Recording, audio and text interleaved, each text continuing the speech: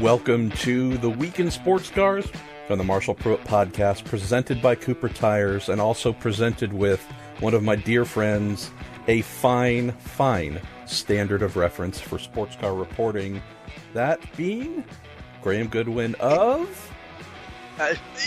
I've remembered this time, dailysportscar.com. Good evening, Marshall. Good evening, everybody. And this week, in what has been an absolute whirlwind and in parts unplanned whirlwind of international travel, I join you overlooking the fabulous site that is the Yas Marina circuit in Abu Dhabi, United Arab Emirates, for this weekend's Gulf 12 Hours.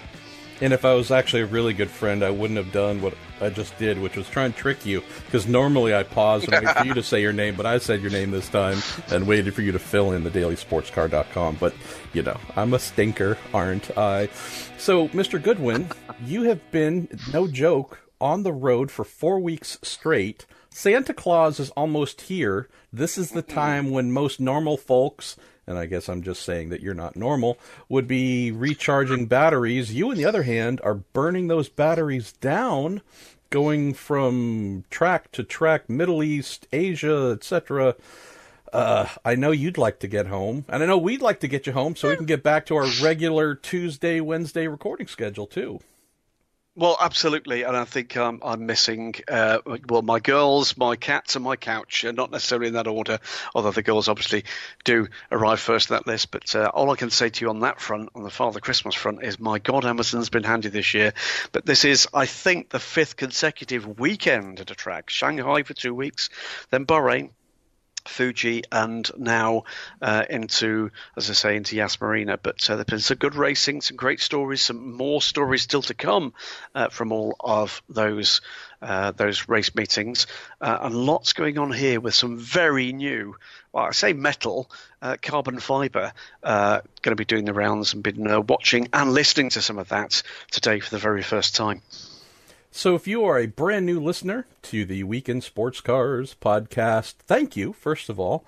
Our format is a little bit unique.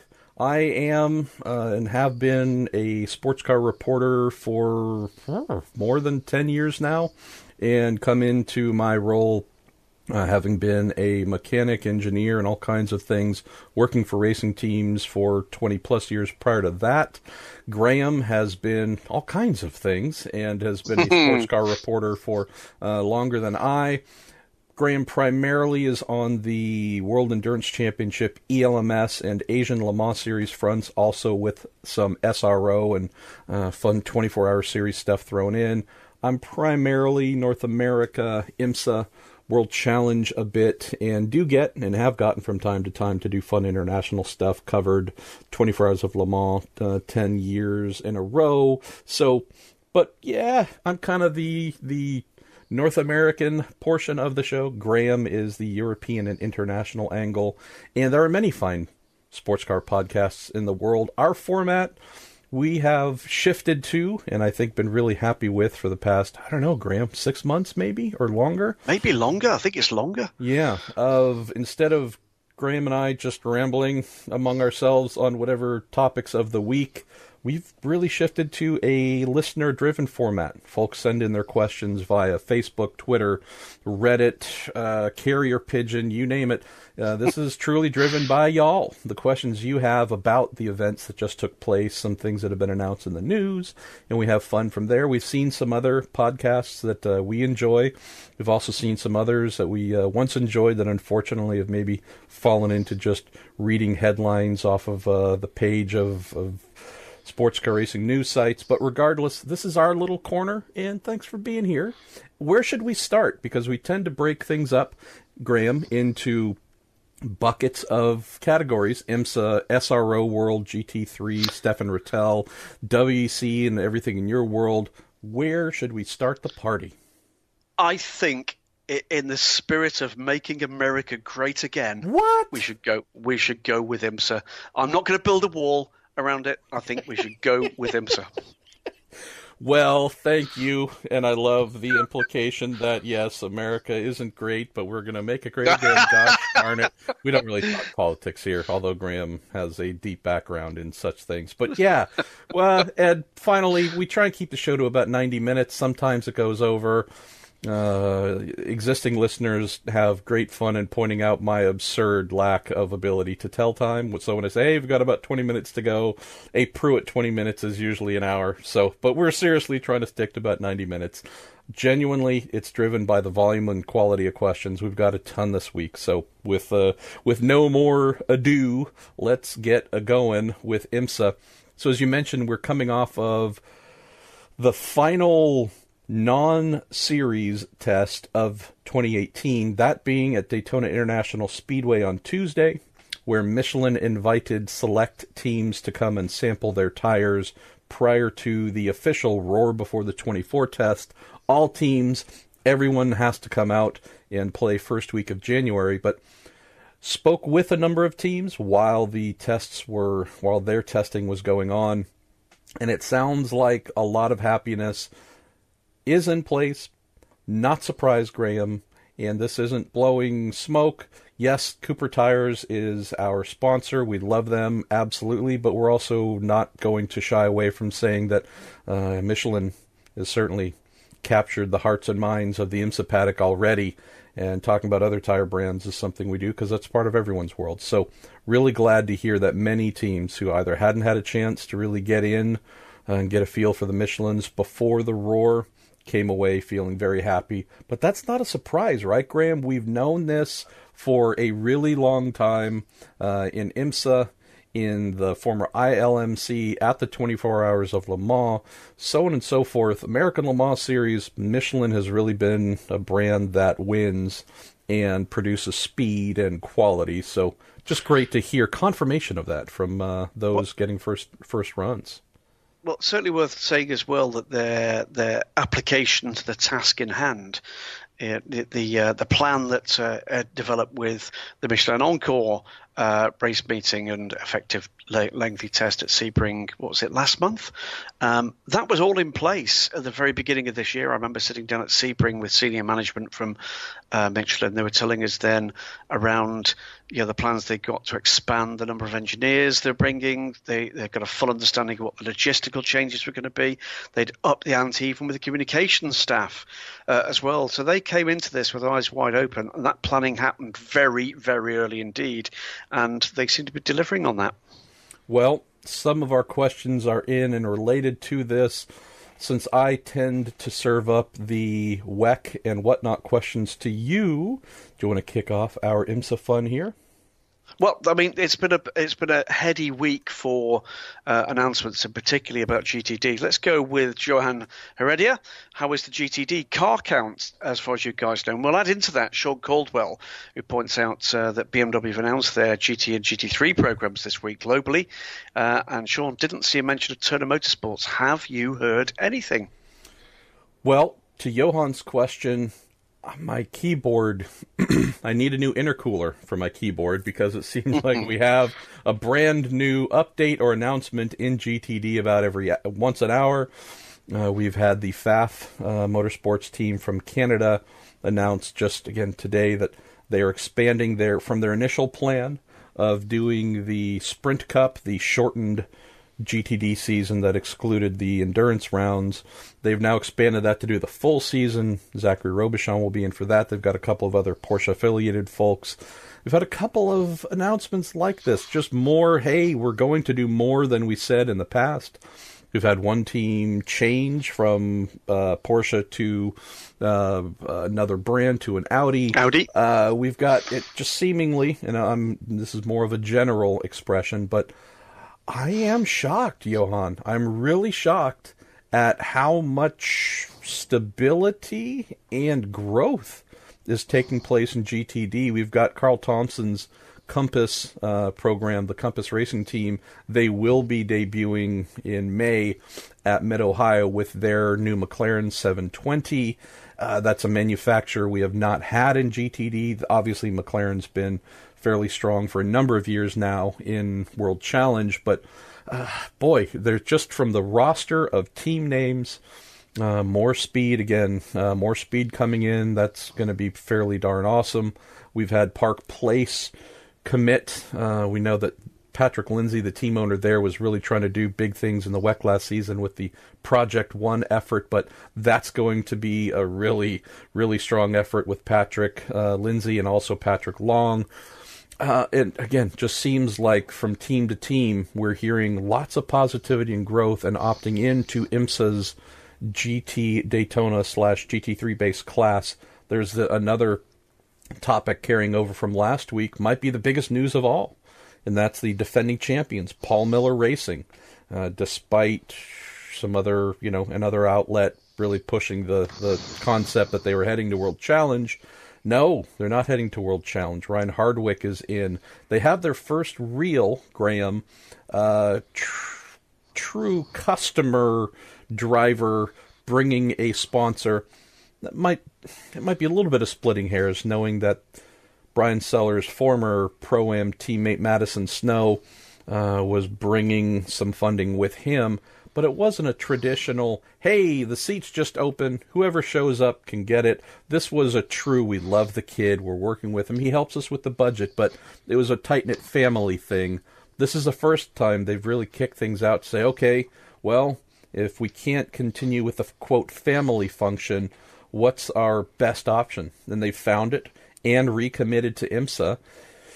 That might be, secondarily, Graham, a little bit of a State of the Union as to where Paul Miller Racing is finding the greatest value for their needs in doing all they could to stay in IMSA instead of moving to another series where they could use their GT3 Lamborghini. So I am loving, Johan, what I'm seeing with GTD. We'll just answer Sean Caldwell's questions quickly. Spoke with Will Turner a couple of weeks ago on this exact topic. Hey, what are you guys doing? And there was a point maybe 2 months ago where I'd heard from the team that, hey, we don't have anything going on. If you hear of anything, let us know. If you hear of anyone or sponsors or drivers, let me know. And honestly, was just calling in to check in with Will. Hey, how is that coming along? You guys still, hurting? And he said, no, we're all buttoned up. We're all good. So nothing to announce right now. And he didn't give me anything then, but he said, we're actually good. So, no need to alert the troops that, hey, call Turner Motorsport or else they're going to fall off the edge of the earth. Rang Will this morning. Didn't get a hold of him, unfortunately, so wasn't able to get an update for you directly, Sean. But we do know images of a certain Turner Motorsport BMW might have been seen from that Michelin test. Yeah, it was. It was there in all over. In a moment, carbon. So good. Again, more good news in that direction. So where shall we go next in our IMSA questions? Well, it kind of goes a little bit along the lines of that one, and apologies, I kind of curate these questions from the various generous sources we get them from, but a couple of questions that surround GTD. One is around what's been a tumultuous driver market for all sorts of reasons. We talked about Madison Snow, but question from Stephen Oliff about where do we see Christina Nielsen landing after Pat Long to Park Place announcement, word she's a free agent. And also asking whether or not there's any prospect of the Nissan GTRs in GTD, other than there being a question open around the kind of pay-to-play thing to do with Nissan. There's various other questions, by the way, about Nissan and a couple of other announcements this week we will get to in SRO world. Maybe we'll stow the Nissan question over to that one. But Christina's an interesting one, isn't it? I mean, my understanding, and keen to hear what you've got to say about this one, MP, is the decision from Porsche on what was to happen there, this Porsche favoured driver status that Christina was awarded last year, which was meant to be a growing sub-program, if you like, for Porsche, with presumably favoured silver drivers. That went very quiet, and I think Christina heard extremely late, very, very late indeed, that there was no program for her. Have heard similar. And when we saw the announcement from Park Place Motorsports that Patrick Long would be in the number 73 Porsche 911 GT3R, that to me was the first indicator that yes, they were not able to keep that union between Pat Long and Christina Nielsen at Wright Motorsports going forward. So great to see Pat being reassigned to a fine program, but also concerns that indeed we might not see Christina in a similar position of strength with the brand. I'm not making any statements that is a fact. I just know that I have heard similar to you, and I'm in need of ringing Christina along with about 50 other people for a variety of other stories to find out if or what might be going on. We do have, Graham, the harsh reality of it is December 13th. The Roar Before the 24 is now less than a month away. The Rolex 24 race itself is now 6 weeks out. And unless we're talking about a couple of LMP2 cars that I'm tracking their driver signing and whatnot, there's not a lot out there for anyone to get into, to play at the 24, much less the entire season. So pretty much all of the full season programs are defined. There's a couple little slots that might be open. And so for someone of Christina's distinction, right, a 2-time GTD champ, also someone, Graham, that this is a complicated matter. Won't spend too much time on this, but she's in that position of having brought funding, family funding, to start her career, and that has come along with her despite earning championship status in IMSA. Mm-hmm. Once you're known for someone who brings a budget, it's really hard for teams to not think of you as someone, despite whatever talent you might have, as someone that could be signing a check to go along with that talent to be in the car. I have no insights on funding, personal funding for 2019 for Christina. I'll just say that often, if it's just a matter of, hey, this is a super talented pro who's who is a champion and is just known as a champion, not as someone who has a penny to bring, they're often held in higher regard than a champion kind of silver-rated driver like Christina, who's also known as being someone who can bring some funding. So, tricky situation for her. It is, but in part of the problem is I've zero doubt that the Porsche arrangement in part replace that family funding, and if that's come very late, then ducks in a row to find out where you get the funding. And it is, IMSA is a lot of things, the vast majority of them very good, but let me tell you, ladies and gentlemen, cheap it is not. It is an extremely expensive championship to mount a full season effort, and those bills have to be paid. I hope she does get something. I think she's a fine driver, has been a massive asset to IMSA, and for what it's worth, she's an absolutely lovely lady too. So let's hope that something can be drawn together and we can continue to enjoy the talents of Christina Nielsen. Let's face it, in a world where the sport is beginning to look towards female drivers as the role models that they are and have been, there's no bigger role models than people who've actually already done the business and they're in with championship titles to their credit. So fingers crossed for Christina. And I'll just mention this one other point, Graham. I wrote a story yesterday, an IndyCar story about Ricardo Juncos, who's now also an IMSA entrant in DPI with Cadillac, and covering specifically Ricardo's IndyCar potentials for 2019. It's a lot of crickets. It's a lot of silence. This is someone who entered almost every race this past season in IndyCar. The year before, he actually made his IndyCar debut with a 2-car effort at the Indy 500. So just following the theme, a small business owner, someone who came up the ranks in junior open wheel racing, won championships at every level, finally able to graduate to IndyCar in 2017 at the Indy 500, its biggest event with 2 entries, came back in 2018 for essentially the full season.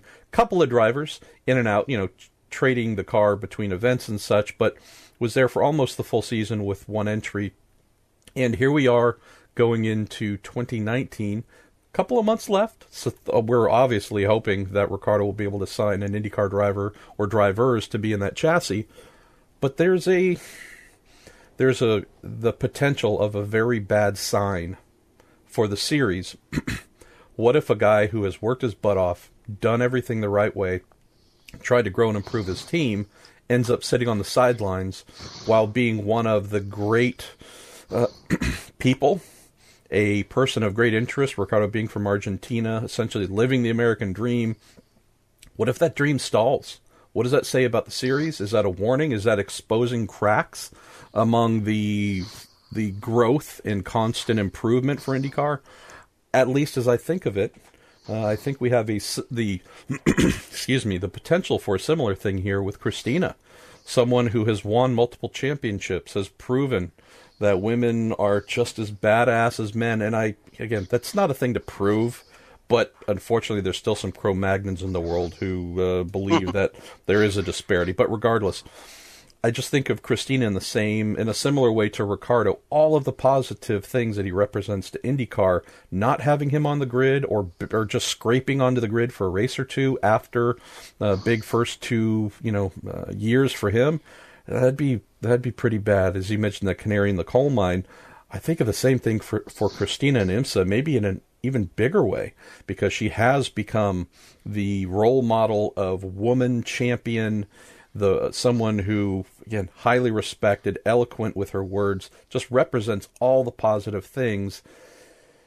The thought of her maybe not being there or having to latch on to some last-minute GTD thing or whatever for the 24 hours, maybe at Sebring, just isn't befitting of that similar message IMSA has of growth and positivity and movement, upward mobility.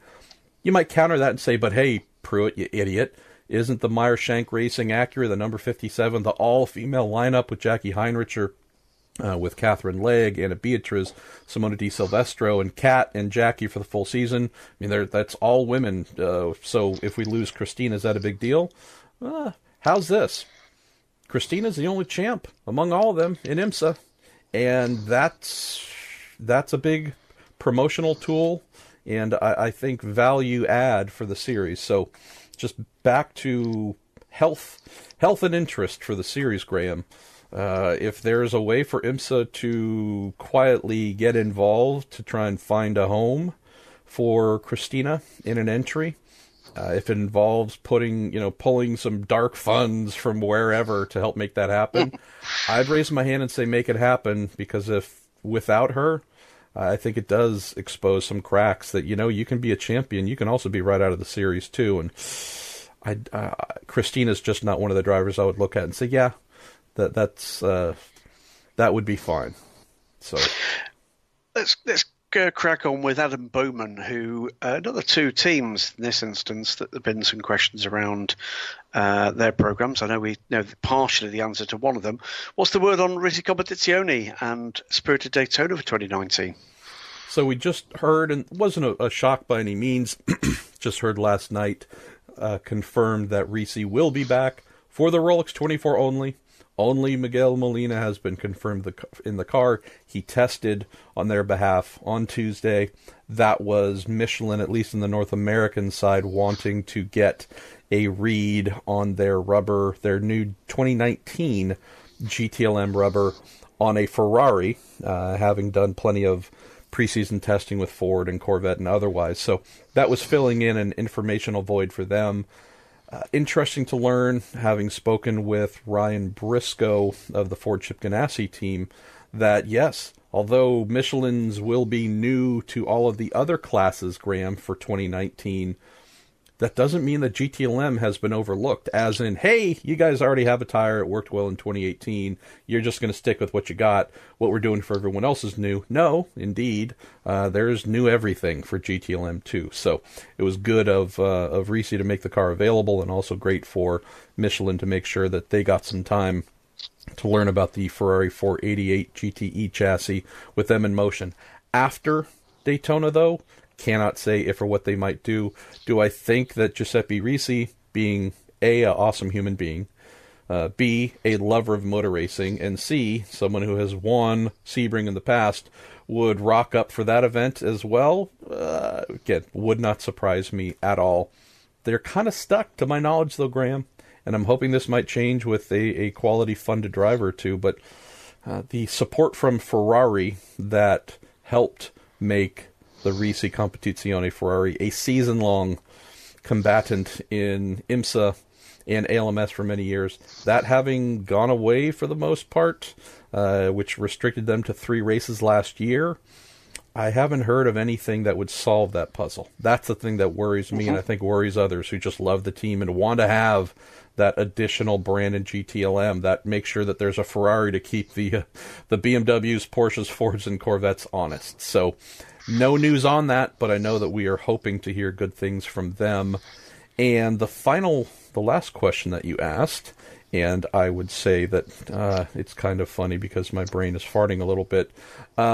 You might need to pose that again. It was Spirit of Daytona and what's happening with Troy Fliss and co.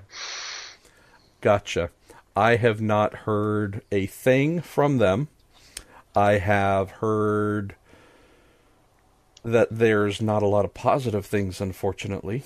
I've called Troy multiple times. He has not returned those calls. You might have heard me mention in past episodes, that's the norm. Troy and telecommunications maybe not a point of excellence. Regardless, I obviously with the signing of Tristan Vautier to the JDC team, we know that they have lost one of their key drivers from this past season, or their partial past season. Have not heard anything about the McMurrays, who were involved as well, continuing there. Have heard that Spirit of Daytona's chief race engineer, Ricky Cameron, has been hired by another team. So there's nothing that tells me we are going to have the 7th Cadillac on the grid for the Rolex 24 as we had hoped. And now, granted, could they still find a way, money come in, them go do things? Always a possibility. But it sounds like, Cameron in particular was a huge reason for anyone to go there because he's just excellent at what he does. And with things looking fairly dim on that front, not a surprise that a rival DPI team wanted to get their hands on him. So I'll hold off on mentioning more about that because I don't know if that destination has been announced yet. But you take away a highly reputable race engineer like that from a team, and as a driver, if you're in the know, yeah, it might lower your ambition to go to whatever team that loses someone, a star player like that. So we obviously hope Spirit of Daytona will be back. Have not heard anything to suggest that they will. We still have a couple of weeks to find out if that's going to be the case. Well, so there's a run across, if you like. Adam Smith's question talks not about the Spirit of Daytona and DPI. There is a follow-up on DPI to come, by the way, so stick with this one. But Adam asks, is the reason we don't see many privateers like Risi Competizione in GTLM because of the price that comes with those cars? Is there another reason? Could IMSA find a way to reduce the cost to entice new entrants into GTLM, since the field seems to be small and not really growing? I would say there's nothing to do with the cost of cars. It is a manufacturer class. It is, from its design, a highly expensive place to be. It's not really meant for independents or privateers. Not saying that independents and privateers cannot play there, but as we see, BMW is not placing customer MHGTEs in the hands of whichever teams. Same with Corvette and their C7Rs. And again, I'm just talking over here. Same with Ford, Porsche as well. So the fact that Ferrari is really the only, call it non-factory participant in GTE/GTLM, although we obviously know that from an AF course to the Michelotto side, has been plenty of support, just not a true works effort. It's the one intro we have right now to GTE/GTLM where customers can come and play. And so that's the big issue here. Risi already has a car, has had a car. It's in there, that asset costs them nothing in terms of acquisition. It's the budget to play. It's just simply a case of, hey, GTD, depending on the numbers, is a $2 to $3 million thing. Could be more. Don't get me wrong. Some others spend more, but you could do that for $2 to $3 million if you had to. There is no number we could say is the limit for GTLM, because whatever Ford, Corvette, BMW, and Porsche wants to spend on their factory, not just racing program, but all of the testing, the off-track stuff, wind tunnels, blah, blah, blah. It's a huge number. So not a surprise that Risi is struggling. Let me give you a number, oddly enough, and it is a Ferrari 488 number, in a conversation with someone who runs one of those cars, in this case a GT3, GTD in US money, $45 a kilometre for those cars to run in competition. $45 for every kilometre. Think about that over 24 hours in Daytona or 12 hours at Sebring. As for the GT thing, absolutely agree, GTLM. The big difference, of course, with the parallel that is often drawn between IMSA and other ACO series, particularly the ELMS and the WEC, less so in Asia, is the Pro-Am side of things in Europe and on the global scene is a GTE class. Whereas in IMSA, of course, it's GTD. Now, we've just been saying, 5 minutes ago, MP, just how successful at the moment that formula in IMSA seems to be about the sustainability of that effort. Yes, there have been some casualties, in terms of teams and in terms of drivers, but the reality is that the only thing that appears to have happened year on year in IMSA is that the numbers, I think, are up, and the variety is up. And that shows a little bit of a success and leads us neatly, actually, into a gaggle of questions we've got about effectively one of the things that's been spoken about in the past, and we've spoken about it on the show in the past, as potentially restricting that variety, and that's the marketing fee. Brian Cohn, Johan Heredia, Michael Hogan, Alex Eichmiller all asked questions around the principle of the marketing fee, all, by the way, linked in with the Core Autosport announcement a couple of weeks ago now, taking on the ESM Ligier Nissans. What benefit do they receive by paying that $1 million fee? There's other questions around whether or not that might be an encouragement, for instance, for a company, a team to come in and bring a Nissan GTD effort into IMSA. What do we know? Where does that fee go? So from what I know, and I believe one of our intrepid listeners mentioned, it's $1 million commitment for the manufacturer fee. In order to participate in IMSA, every manufacturer must opt in and must pay. So informally, in this, to no one's surprise, it's not something that IMSA really likes to talk about a whole bunch and put exact specifics in place for, but have understood that roughly $1 million commitment, that there is an actual cash transaction required. I've heard it's a couple $100,000 paid to the series just simply for manufacturer, call it registration or acceptance fee. That's why when folks say, why isn't Bentley competing in GTD? Well, Bentley or one of its teams would need to commit to that $1 million expense. And for a lot of the boutique constructors, they've said, hey, the value isn't there for us right now for what we'd have to commit to spend versus how many models we would sell and whatever. That number just doesn't work. So, first of all, mandatory. Every manufacturer playing in IMSA has paid / committed to that. Would say that here in the case of Nissan and the ESM, now that they have passed on those cars, knowing that Tequila Patron had satisfied that manufacturer fee in the past, this is now something that Core Autosport has taken on while buying the complete inventory of Nissan on-rope DPIs plus those spares. I don't have a specific answer yet. Was told by Team Chief Operating Officer Morgan Brady that there's news to come on how that marketing / official manufacturer commitment has been or will be satisfied. So they could have a new sponsor that is helping with that in some way or shape. John Bennett, owner of Core, has some successful businesses as well. Could this be something where, for the marketing fee side, this is something where, in that roughly $1 million commitment, IMSA says, hey, we need some money up front, cash, but the rest is just a less formal commitment to, you could brand a race, the composite resource, Detroit, whatever. That's usually Chevrolet things, so I apologize. I should pick another round. But that could be something that they choose. They could do online advertising, TV commercial, print stuff.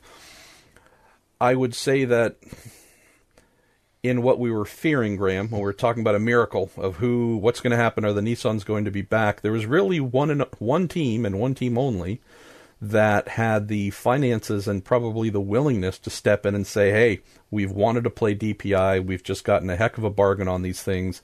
This deal with ESM has transpired in 48 hours.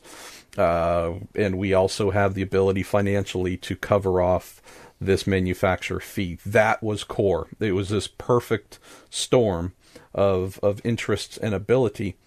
And we'll get to this later, as you mentioned, but it is worthy of mentioning here. Nissan is effectively done with any and all motor racing endeavors except for their Formula E stuff and some of the Japanese stuff. But any of the outside Japan, domestic type stuff, Nissan's out. I can say for absolute sure, because I've been told this by the brand, that Nissan North America is not spending a dime on motor racing in terms of racing efforts. Hey, this team we're investing in, we're going to pay this fee so this happens. They have contingency stuff in place at the grassroots and amateur level, SCCA and whatnot, so that's great. But Nissan is not coming out of pocket for this. So a bit of a perfect storm with Core having the ability to do that. Will we learn more about a sponsor or similar that's come on board that will be a part of this marketing fee or do something there? Hope that we hear about that, because I don't really want to think of teams, Graham, having to be the ones being the default to commit to that $1 million just in order to use an interesting manufacturer that enriches the series somehow or in some way by bringing in fans of that brand.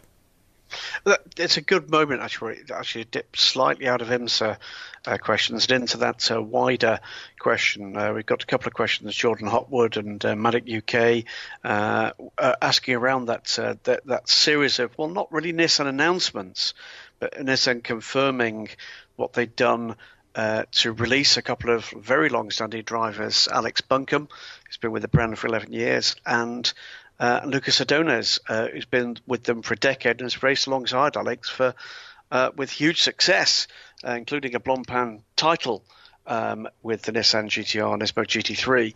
And both those drivers released because, as you quite rightly say, MP, there is going to be no factory backing for any kind of GT program in 2019. Should say, by the way, there wasn't any backing from the factory last year either. The Blancpain GT effort by Bob and Liz Neville's Motul-backed team in Blancpain Endurance was a privately funded effort, and yes, that featured a couple of factory-blessed drivers, but the reality is, with nothing in prospect, they've now released those two guys, two very quick boys indeed, I should say, and in the case of Lucas Adonis, a groundbreaking factory driver, a man that came to the sport not through karting or single-seaters, but through gaming, what we now call esports, and that was a kind of breakthrough moment for the crossover that we now see as being something very, very everyday between major race series and manufacturer programs, and people who don't go to racetracks very often and do their motorsport online and, with some kind of controller in their hands other than a steering wheel. So it is a big change. What have I been told about what happens moving forward? You're absolutely right. No factory backing for GT racing outside of Japan. Formula E is the thing. I have been told in terms of the Nissan GTR there are new customers to come, because the immediate thought was, does this put the Nismo brand at peril of falling foul of the new GT3 regulations, which have got pretty stringent numbers attached in terms of the numbers of cars you must sell within a given period of time, and Nissan are edgy in terms of that kind of level of things. Haven't heard yet, and because of my travels, have not had the opportunity to speak to Bob or Liz Neville, so I won't be making any pronouncements there, but I hope they're back. They are amongst the most splendid people in motorsport. Bob and Liz Neville put in a lot into the sport beyond just bringing always very well prepared Nissans to the fray. And, I hope they can draw something together and we can see their efforts continue into 2019. But sad day, we don't like to see well-established drivers of any regard moving away from long-term employment. All I would say in comfort is this: it's not because of their lack of effort or skill or ability. It is a strategic decision by the brand who has employed them, and fingers crossed they can find another berth in the coming weeks and months. I should say, by the way, both those drivers have been in touch. I'm doing what I can. I'm sure you do the same, MP, to put them in touch with any good people that might have something for them, over the next year or more, as we do whenever good people get in touch. It's sad, but it is where we are, I'm afraid. Nissan, an ex-factory entrant in international GT racing, and that might prove, by the way, to be something of a problem for Paul Lipp and KCMG's ambitions in the Intercontinental GT Challenge. Told me in Bahrain he wants to do the Intercontinental GT Challenge, but he won't do it without some form of factory backing. I don't think that's in prospect. Yeah, Lucas reached out just before the announcement went out with a similar, hey, what do you know that I might be able to find in North America? And it really does come back to the same thing we touched on for Christina Nielsen. At this stage, could Lucas maybe find a home in World Challenge and something there since their season starts later? Yes. Latching onto something for Daytona and the full season, yeah, timing suboptimal would be a polite way of saying it. Where shall we venture to next, my friend? Let's finish off with a couple more of our questions from the world, the wacky world of IMSA. Let's try something a bit different. 4S GTE, IMSA's point system. Why? Why must it be like that? Ridiculous amounts of points, even to cars that don't finish the race. 30 cars per class can score points at a championship where there's rarely, never more than 20 cars per class. If a car retires in GTLM, it gets 23 to 35 points, enough to have a big impact in the title race. Why? Yeah, I've been a consistent critic of this since it was a Grand Am thing. So this is a carryover of Grand Am's point system, which to me was always just silly. It pays far too many points for far too many positions. It is something that rewards those who do not. It does not penalize those who fail to distinguish themselves. That's the thing that I've disliked about it. The gap between winners and losers is, this is just something that, again, I don't understand why I've asked about it in the past and just been told this is what they like, this is what they believe. It's been carried over to IMSA. Keep in mind that IMSA is owned by NASCAR, which founded, its founder created Grand Am, so we can look at IMSA today and say the through line from Grand Am is the thing.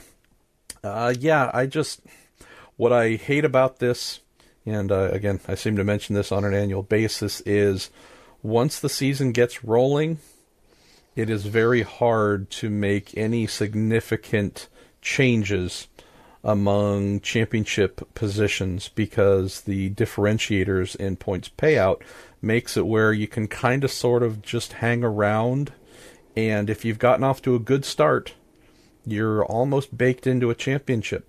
The ability for a championship leading team to have a couple of bad races and then plummet, as they should, by earning a small number of points, and have other teams jump up in their place, it's just not the way the points are really laid out, Graham, and I hate that. I hate that, by the time we get to the midway point of the season, we're already looking at the one or two teams that are, you can place your bets on which team's going to win the championship because the points do not allow the natural fluctuations that happen in an event to really penalize those, or if a team jumps up and is all of a sudden very competitive, the ability to make ground. You're gaining 3 points on the championship leader instead of 5 or 10. So again, I don't know why they do it. I wish I could tell you. I hope that maybe sometime in the future, someone will decide that the structure of paying far too many points for doing things that aren't very remarkable, maybe not in the best interest. Yeah, it is that thing about not being a penalty for a lack of reliability, or for that matter, and it's something we've heard in the past with questions on the show, falling victim to their own contact.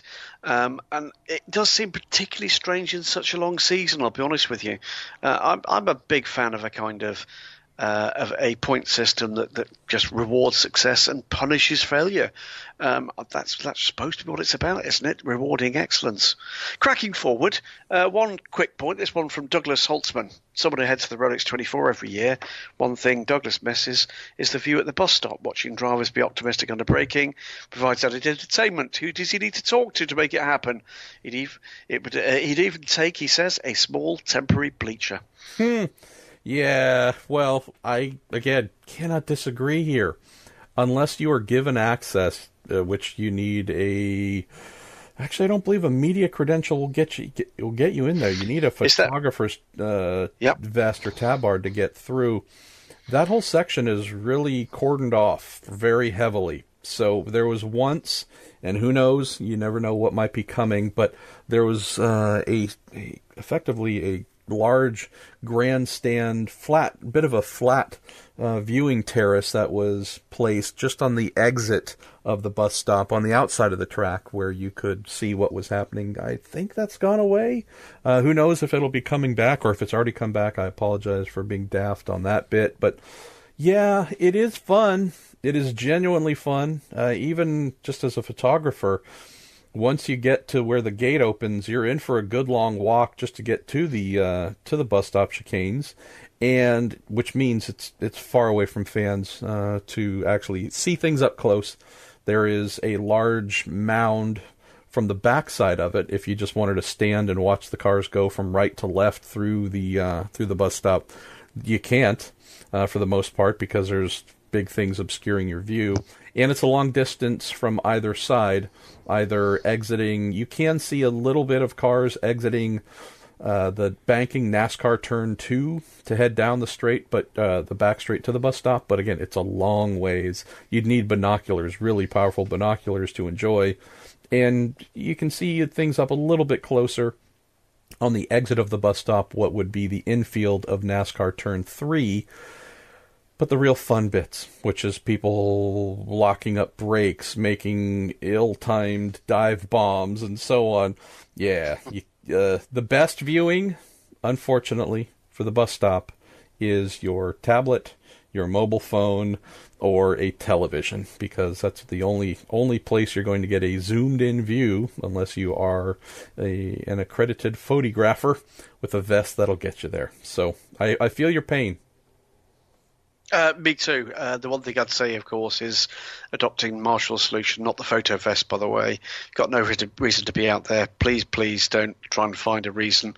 But the best way to do it, probably TV. And the great thing about TV is you get to see it more than once. And inevitably in those circumstances, you absolutely will get to see it more than once. One last quick one with IMSA World before we crack on. And it goes to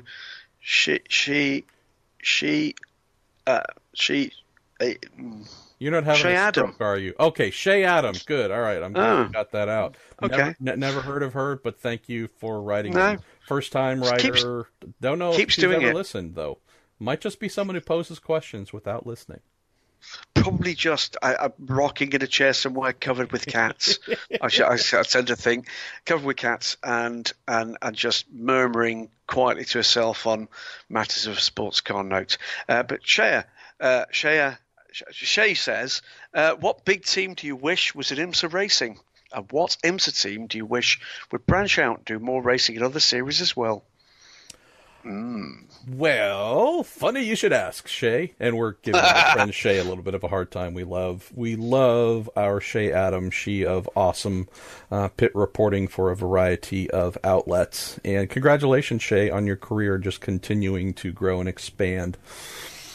I was tracking something, Graham. Haven't written about it, haven't spoken about it because it developed into nothing. That might change for the future, though. But I'd heard that Andretti Autosport, the team formerly known as Andretti Green Racing, which was involved in the American Le Mans Series as a factory Acura LMP2 team, I'd heard that they might have been shopping to get back in the same P2 base category, but this time with a DPI and with its partner team in IndyCar, partner manufacturer in IndyCar with Honda/Acura. I had heard that they might have been looking to do something for 2020 with an Acura ARX 05 DPI. One of the questions was, and I think I have the answer, I've actually asked HPD, and there's still waiting on a little bit of clarity there on the length of exclusivity with Team Penske. I've heard it's 2 years, heard it's 3 years. 2019 will be the second year of that program, by the way. So, provided it was 2 years, I had heard that Andretti Autosport was at least doing initial outreach, trying to see if there might be folks interested in a program for 2020. I've since been told by a lot of folks who are smarter than I that it ain't happening.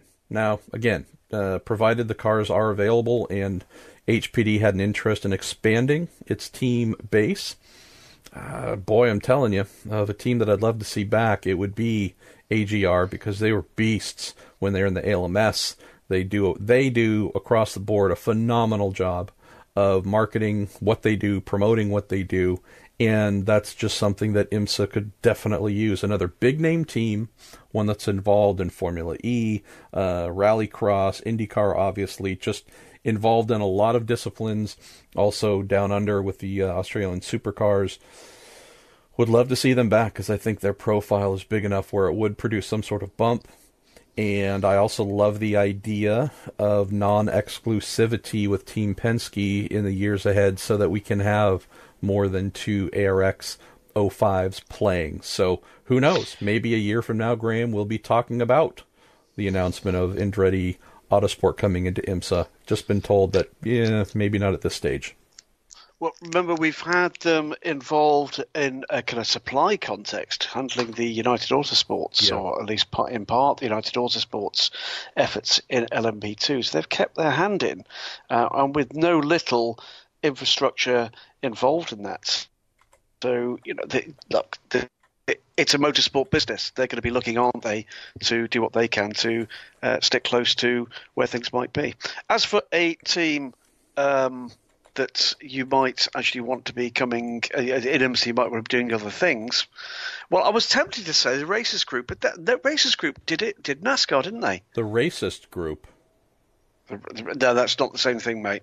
Racers, apologies. Racers Group, yeah. Yes, yeah. They not only that, Andy Lally won Rookie of the Year in 2011, I believe, as TRG's NASCAR driver. I did see that TRG sent out a release looking to sell some of its Porsche GT4 machinery, but haven't heard anything or been led to believe that TRG will be back for IMSA/Rolex 24 fun, as they've often done. So, yeah, it's a surprise, but maybe it's just an adjustment. Some of these staples, the things we've been accustomed to, TRG showing up with 47 Porsches for the Rolex 24, Risi Competizione just being brick and mortar. These things change over time. You hate to see the change, but it is inevitable, I guess. Good stuff. Well, I think that's it for IMSA for this week.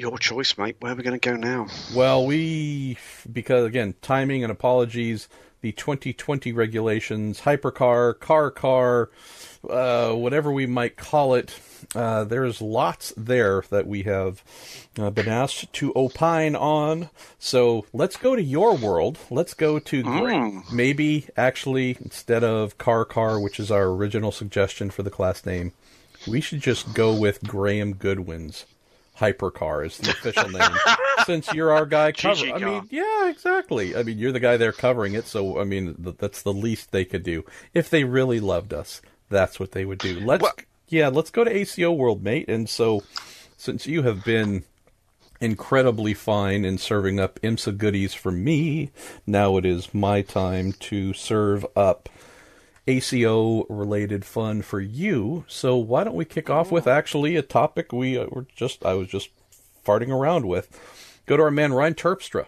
Did I read correctly that fans will choose the name of the new hypercar class? He says if Bodie McBoatface can win a naming competition, then Car 1 in brackets CC1 can be the new top class at Le Mans. Who is with me on this? And our pal Joseph Kang adds, time to stuff the ballot box. Well, Graham, the concept, I can tell you, the thought of the ACO and FIA listening to any suggestion we would make to go with car, that would be the most ridiculous thing ever. What do you think, though, man? Look, our entire show is based around embracing sports car fans, elevating sports car fans to be the center of our show. Your questions, that is our show. And I think this format's perfect. A major international sports car racing series tossing out the decision on what the name will be for the new class. Again, this is nothing against fans because we've obviously suggested a name ourselves, but do you think that's maybe just no? Because if the options aren't great, then you're seemingly committing to something that isn't in the best interest of the sport, or am I being too Bodie McBoatface on this? Well, how dare you cynic? The answer is just to clarify what we have been told will happen. Indeed, you're right, Ryan. My understanding is there will be an options paper basically offered for fans to give their ideas of which they prefer, and that might include up to 10 options, including some of the phrases that we know potentially form part of this, whether or not that's Le Mans prototype, whether or not that's GT prototype, whether or not that's Boaty McBoatface, GT McGT face, car, GG car, hypercar, you name it. It could be any one of those.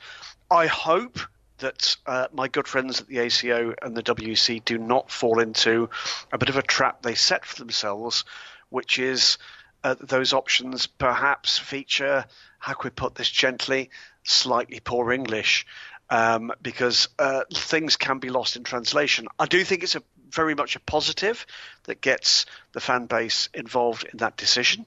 I would say that my nation's recent record of giving people the opportunity to actually answer a simple question has not proved to be terribly successful in terms of people embracing the response to that. What about Brexit? Brexit will be the name of the new class. Really don't. Just really don't. Theresa May's Brexit. No. I did have fun reading all kinds of stuff yesterday about the Tory MP accused of sexting. I did love the fact that I kept seeing my initials referenced yesterday with Tory in front of it and sexting scandal behind it. But we digress. Maybe Tory sexting scandal, Theresa May Brexit 1. That's a perfect name. I mean, I defy anyone to come up with something better. Wouldn't that be great? That'd just roll off the tongue, but that's absolutely nothing whatsoever to do with the sexuality of the moment. However, look, I think it's really positive that fans will have some kind of say in this. I hope it's not too clunky a solution in terms of the process, and I hope that what's eventually selected genuinely will be something that encapsulates what we're looking at here. This will be, internationally, the top class of prototype racing with GT, hypercar, road car slash styling cues to it, and I just hope we've got something that isn't too much of a mishmash. There is an element where I think there are certain elements here that have overthought this, that actually what we're looking at, these things are always complicated, and I'll come back in a moment to the point I'm going to make in response to, I know, a number of questions that you've got here, which is, I think just about every single one of our listeners is passionate in some way, shape or form about this sport, MP.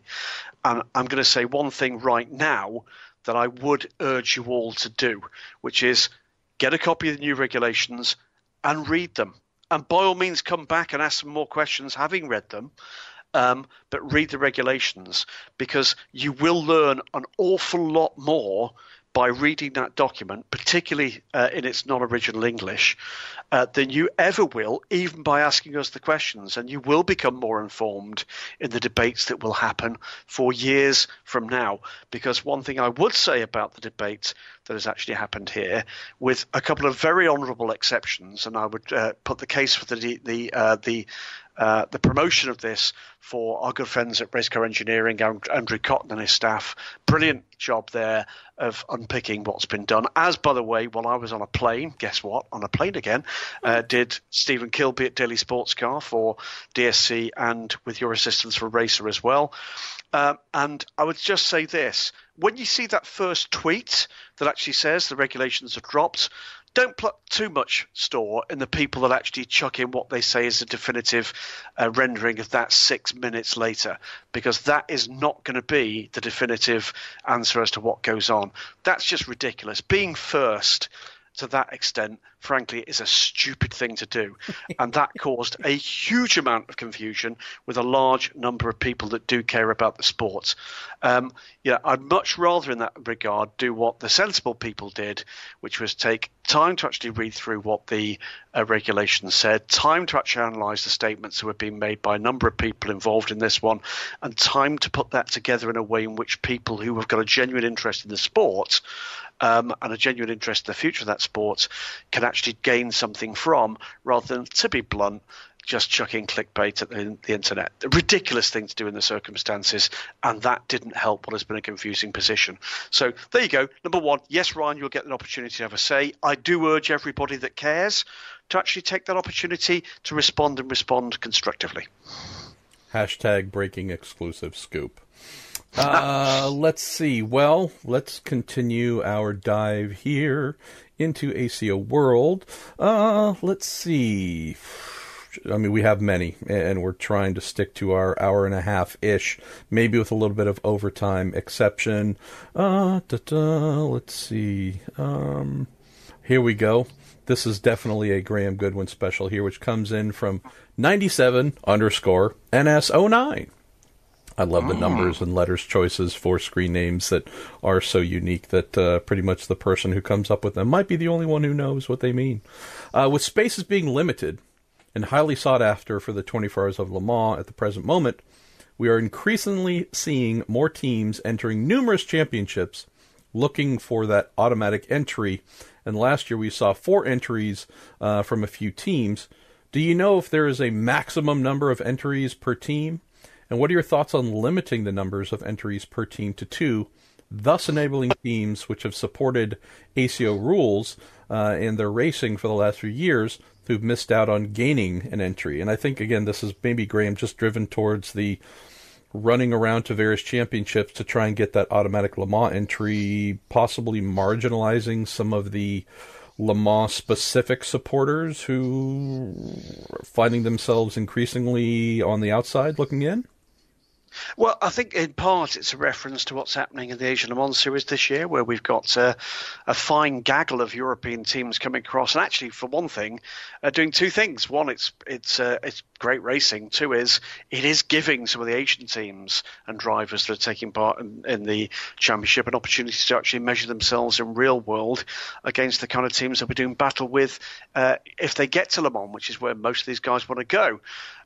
But it is a more complicated question than it sounds. In theory, 2 cars per team, but people can get around that a number of ways by for instance, altering the name of the team for a third or a fourth car. Audi did it for years. Audi Sport North America and Audi Sports, Team Yost, etc. We had 4 cars for Jackie Chan DC Racing last year, and that was something that I was initially told would not happen. But 2 or 3 things came into play for that result, one of which was the fact that they'd earned most of those, many of those entries by being successful in the races in which they entered. One of the other things that came to the fore is that was seen to be a bit of a need to balance the number of entries from the various chassis suppliers in LMP2, and the prospect that came forward was, in addition to their 2 full season Oricas, 2 Ligiers to be brought forward, effectively fielded as it turned out by Oak Racing or the Ligier factory. We've got it again this year with the Proton competition team at the moment sitting pretty with 4, 2 of which will be entered in the Proton competition because they're the ELMS entries, 2 of which will be entered for Dempsey Proton Racing, which is the WEC entrance. So we're waiting to see how that one kind of pans out because, of course, there are other controversies hanging around. But you are right in the other regard, which is at the moment we've now got this weirdness where we're going to have the entry announced in two blocks. The main body at the more traditional points in the early part of February, and a further 10 around a month later, 3-4 weeks later. That's simply because the Asia Le Mans Series has extended towards the end of February. I think it's February the 24th is the final round. That means a number of things. It means that we won't know the identity of the 4 teams that will get the auto entries in the Asia Le Mans Series until after the normal point in which the entries would be announced, which also, by the by, means that we won't know which of the principal teams in the ELMS will, by that point, have been successful in getting 1 or more entries through that means. And the one that I think a lot of people are looking at here is United Autosports. Because they didn't win the big races and they didn't win the championships, United Autosports, who in the 2018 year of ACO competition, not including the Le Mans 24 Hours, entered 11 prototype cars in 3 separate championships, plus IMSA entries, plus Le Mans entries, at the moment are sitting without an entry to the 2019 race. Now, I have zero doubt they'll get 1.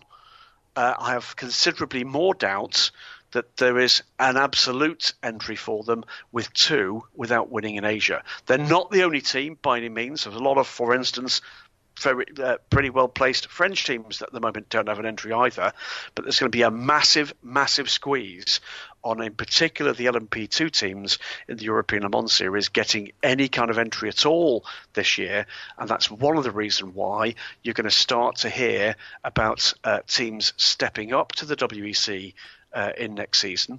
At least 2 ELMS teams from this season, I believe, will be stepping up to the WEC next season to just get rid of that doubt. That'll be the principal reason for it. So the answer there is things are moving swiftly. Included in that, by the way, and we didn't cover this last week, so I'll mention it here, is that there is going to be a change in the European Le Mans Series regulations next year, which means the first and second place cars in LMP2 will get an automatic entry to the Le Mans 24 Hours. That's good in terms of teams that have shown consistency and success. It's bad in terms of it will now be, I think I'm right, 16 teams, cars, will get an automatic entry in addition to anything we see taking part in the full season of the FIA WEC. That means that anybody else is going to be squeezed into next year as well. So there's some fun and games, and there are going to be some big scalps that will expect potentially to be going to the Le Mans 24 Hours that will not be going in 2019. I think you're going to see a star-studded reserve list. Okay, we're going to do a little bit of wandering here, traipsing through pages, 8 pages total questions, but most of those dominated by ACO World. We'll do a little bit of traipsing here, my friend. Maybe a good catch-up from you, courtesy of The question sent in by David Faulkner: will the current GT4, GT3, GTE manufacturers look to use their hypercar car use that class as a top-level customer racing program? Porsche, Ferrari, BMW, Audi, etc. I know some were reported as walking away from the hypercar meetings, but as a customer racing program rather than a straight-up manufacturer's program, do you think they would come to the party? Interesting. Maybe vehicle sales representation in the top class, but not as a purebred factory effort. Do you think we could see any of that? Well, I'll tell you, in terms of what I believe I know, okay, all to be confirmed, and I think some sooner rather than later. You aren't sure that you believe what you know? Because most people know what I believe. They know, but they're not sure. That's an interesting. Okay. I know what I believe. Believe yourself, Graham. But absolutely. There is at least one program out there which is a factory-blessed program, which is not operated within that factory. It is operated, I believe, by a partner to that factory, which includes not just cars fielded jointly by that partner and that factory, but also a customer car program. So in other words, potentially more than 2 cars in the hypercar. And that would not be for the first year of the championship under those regulations. It would be the second year of those regulations. And I think that's where we're going to see the growth. Now, I've said this before on the show, and I'm going to say it again.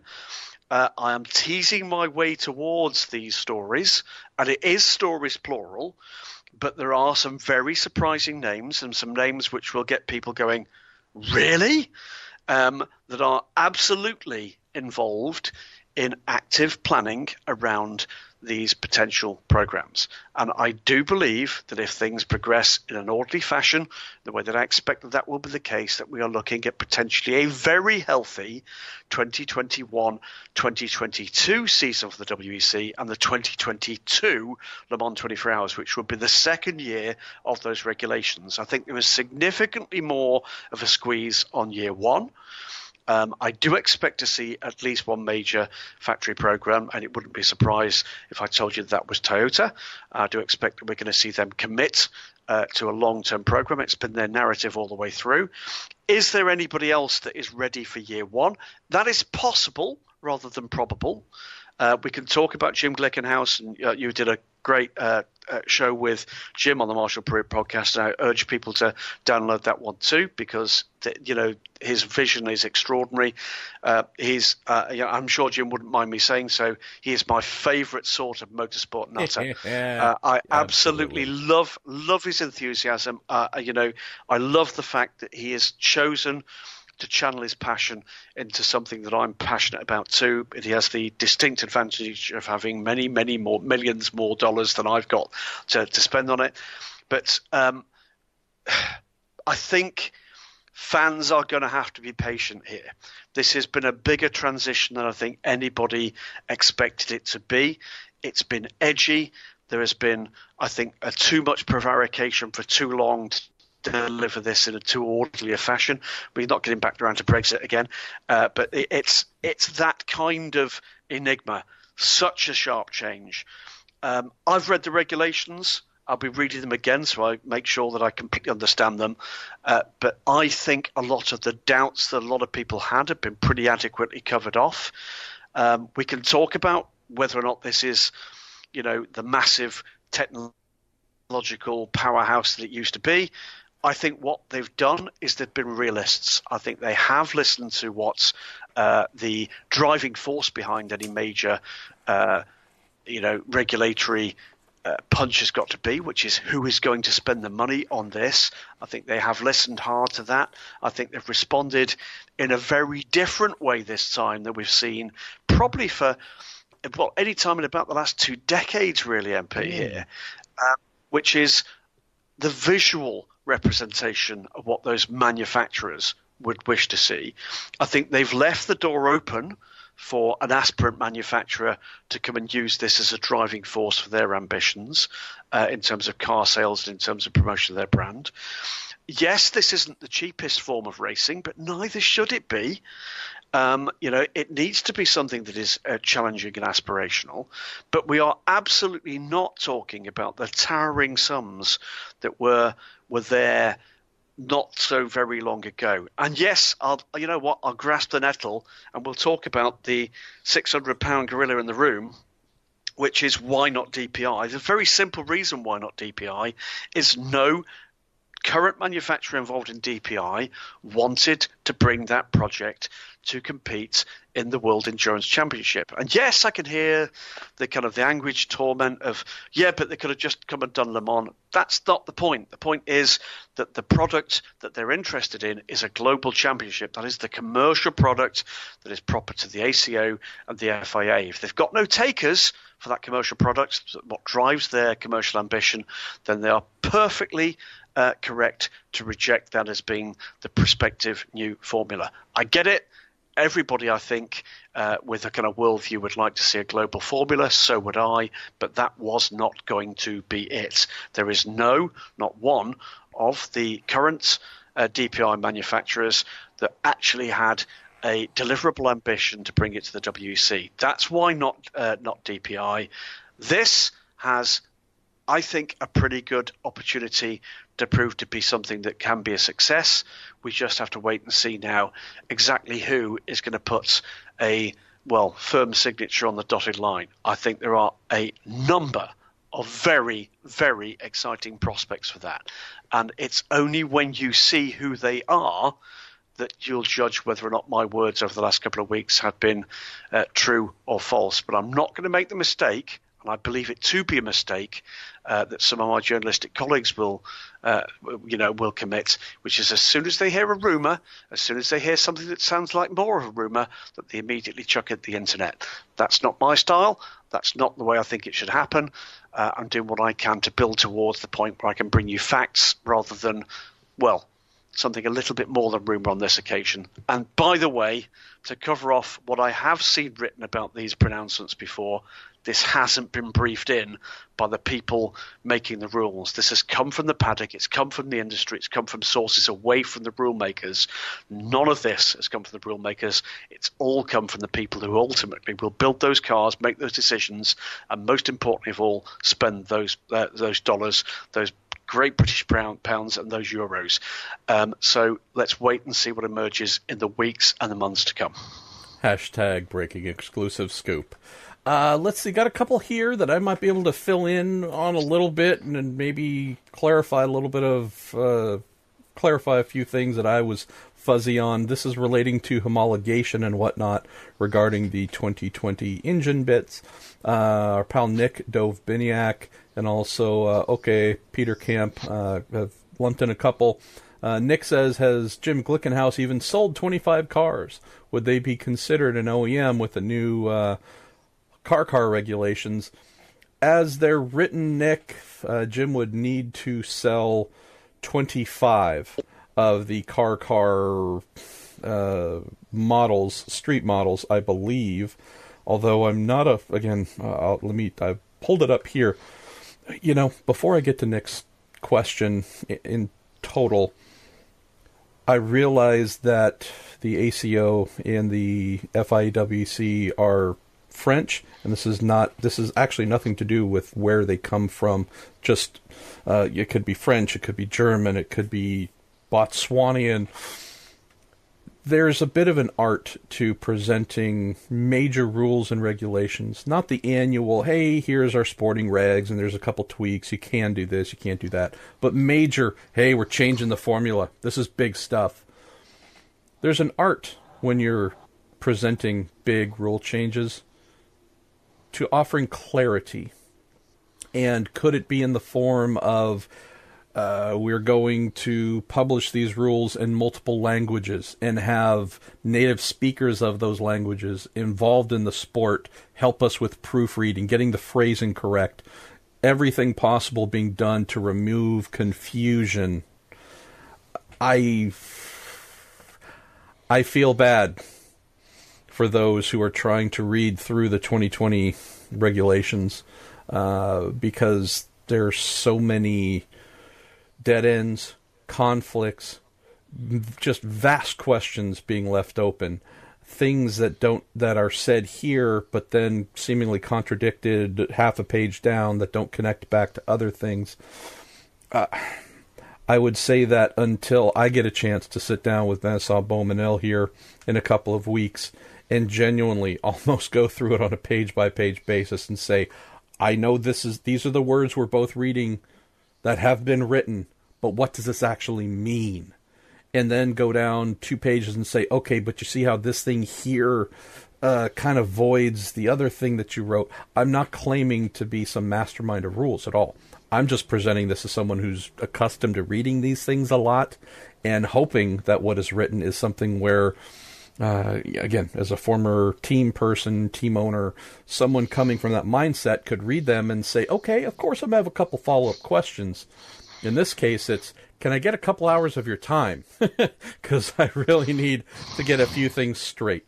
And so coming back to Nick's question, there is a very straightforward documenting in the rules regarding power units and the engine of the make and in general, what is or isn't allowed. If we're talking about the origin of the engine of the make, which again, we believe make is referring to manufacturer. That wouldn't be, that's a common alternate use or alternate word. The engine of the make must be based on an original engine. Okay, well, everything's original if you're doing it for the first time. So does that mean pre-existing? Or they're making it for the first time to be used in a road car that will also be a race car car. So if someone wants to build a brand new car tomorrow that they also intend to be a road vehicle that's sold there, that in theory would be an original engine, not a pre-existing engine. A little bit of fuzziness there. Regardless, that says an engine may be used as an original engine. On the fall again, just a freight as I love the on the cartoon, or I don't even know how to call it a cartoon, the show Archer. Phrasing, at least 25 identical engines, identical to the ones destined for the series production car, homologated for road use, equipped with this engine, must have been produced. Okay. At least 25 identical series production car homologated, blah, blah, blah, must be produced by the end of the year, the first year this engine is competing in. So that more or less gets back to answering Nick's question. Does a Glickenhaus need to have sold 25 of their SCG 007s, which he has mentioned is their intended hypercar entry, before the first race kicks off in the 2020 super season? No. Or what should we call it? End of 2019. No, those don't have to be sold before, but in theory by the conclusion of that year. But again, I'm just throwing out, Graham, I know it says year here. Do they mean calendar year or end of that super season year? Again, questions. And that may have been fleshed out. But it's powertrain, not cars. I think this is the point. Exactly. And this is where it's caused the confusion. You don't have to sell 25 SCG 007s. You don't have to sell 25 Toyota hypercar. But what you have to do. Here's the other thing, though, mate, is there's nothing here. Again, this is just wide open. Okay, did you guys think about this? There's nothing that says sell. In theory, if Jim Glickenhaus wanted to, he could produce 25, and I just, again, Department of Redundancy department here. Jim Glickenhaus could produce, quote, at least 25 identical engines, identical to the ones destined for the series production car, blah, blah, blah. He could produce 25 engines, plop them on the shop floor, much like some of the famous photos of the old Porsche 917s and such, all lined up to show that, we've done our homologation job, even though, there was a little bit of a shell game there.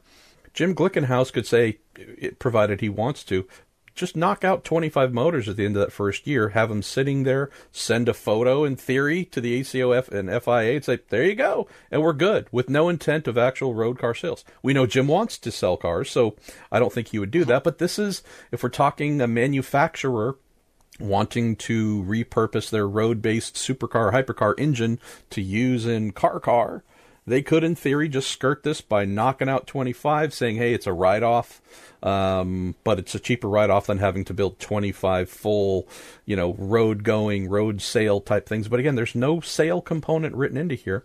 It does say, and this is adding to Nick's question, for year 2, 100 identical bits must be available. And so that's for year 2. The year 2 component does get more interesting. Not the year 1, but the year 2. At least 100 identical series production car homologated for road use equipped with this engine are produced by the end of the year of the second season this engine is competing in. So, you want to get in first year, if you want to just do 1 year of this, you could knock out the 25 with your road-based engine, do nothing more and stop. But when you get to year 2, that's the trigger where, again, says they must be produced 100 identical cars. Okay, I got it, with that engine. I'm not saying anyone by the end of year 2. Yes, I'm not saying anyone would be silly enough to do that without selling them, because it'd be a crazy expense. But again, there's nothing saying sale. There's no proof. These could be track day cars. These could be given away. Who knows? Just a little bit strange there. So, like I said, it does strike me that it is an odd way to phrase that. So, effectively, what the regulations are saying is that production total has to be achieved at the end of year 2. Exactly. So, year 1. So what are you going to do? Disqualify someone who doesn't? Again, who's by then had 2 years of competition. And so, if you want to use a road, I guess, again, it doesn't even have to be road in theory, just quote, an original engine that believe is tied to maybe a production vehicle. Yeah. 25 engines must be produced by the end of the first year for those entries to be, I guess, accepted, legal, whatever you name it, in competition. By year 2, 100 cars with those engines must be produced.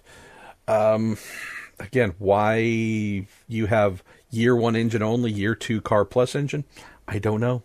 But I think the other point to make here again is that does not say that it has to be the car that you're racing. It's a car with that engine. I'm going to give you for instance, and it's a silly for instance, but oddly enough, it came up in conversation about something else completely. There would be those who are perhaps a little older than the average Twist listener that may remember a multi-platform road car project between what was then the Fiat Group and Saab some years ago, where you had Fiat, Lancia, Alfa Romeo and Saab producing, allegedly, effectively an executive saloon on the same platform. One of Lancia's efforts on that front was to produce a thing called the Lancia Thema with a Ferrari engine. Fabulous piece of junk that was. But that is a way that, for instance, you could get a high-performance engine into a different platform.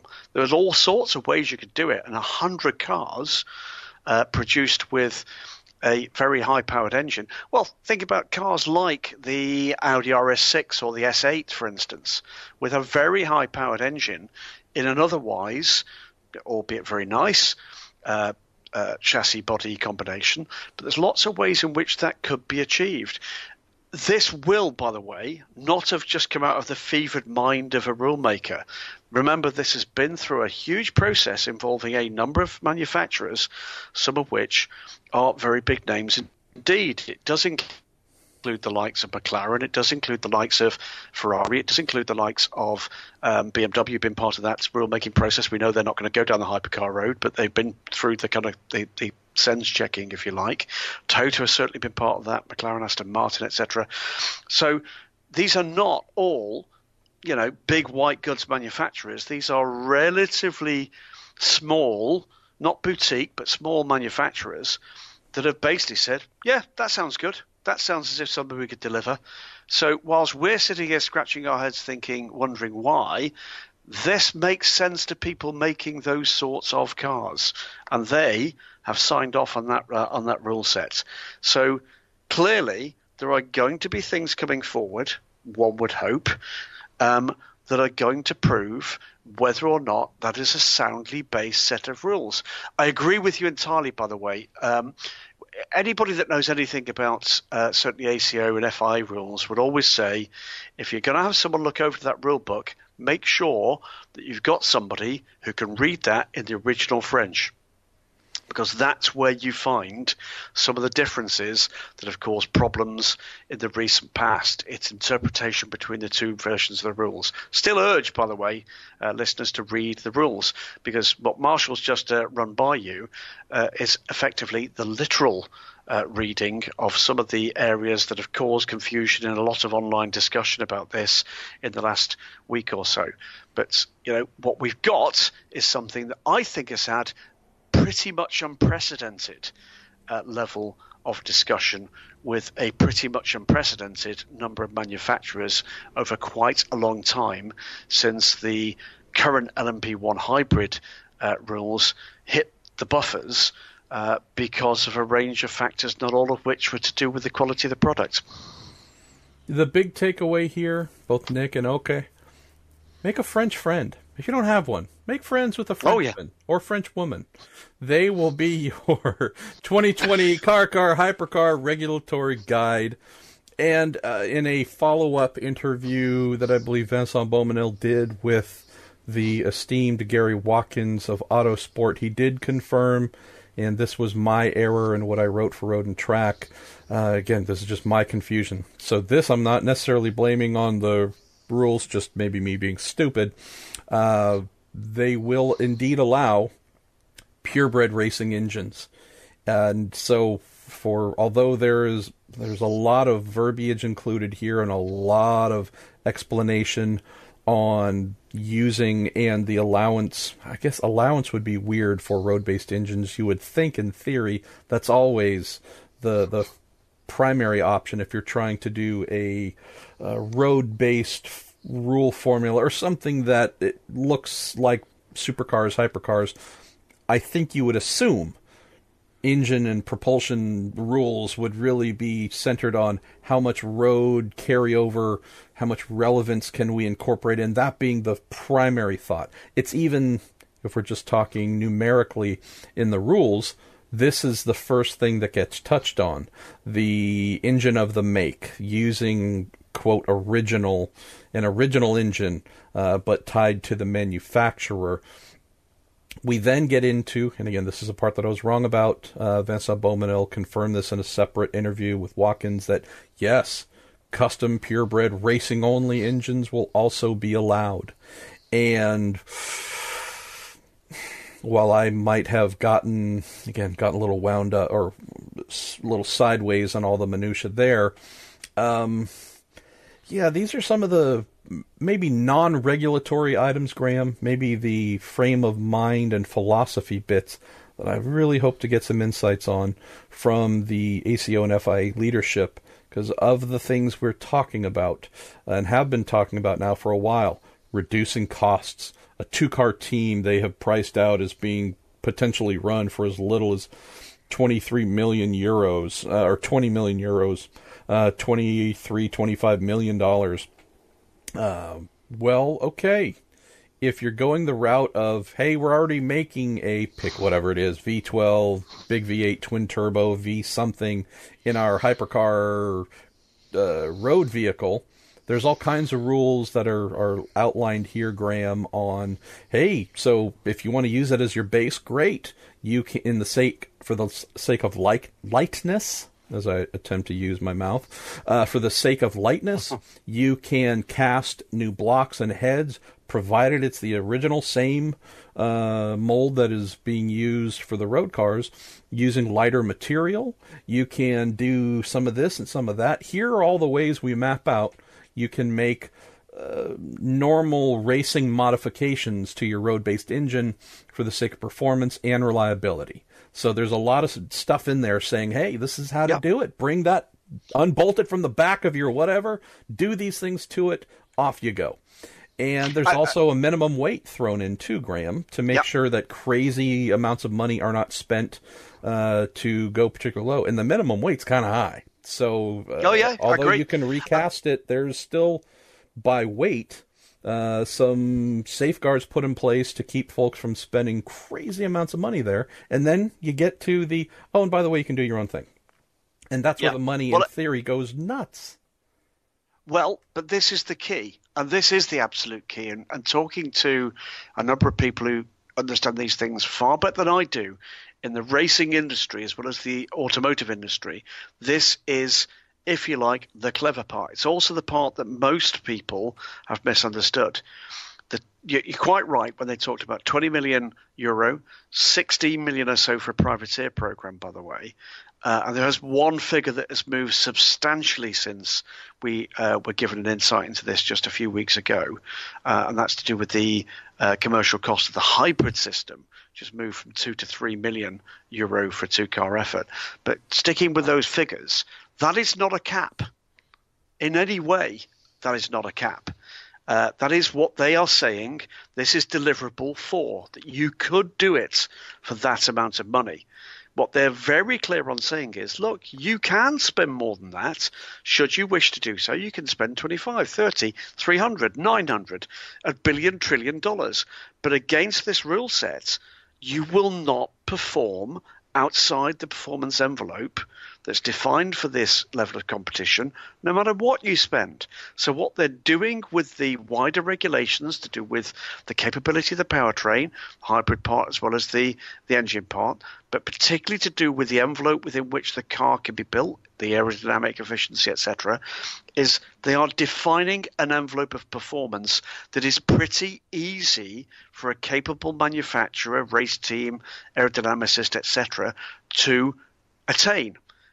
In fact, in that way, not dramatically different from where we are with something like DPI. Not dramatically different at all.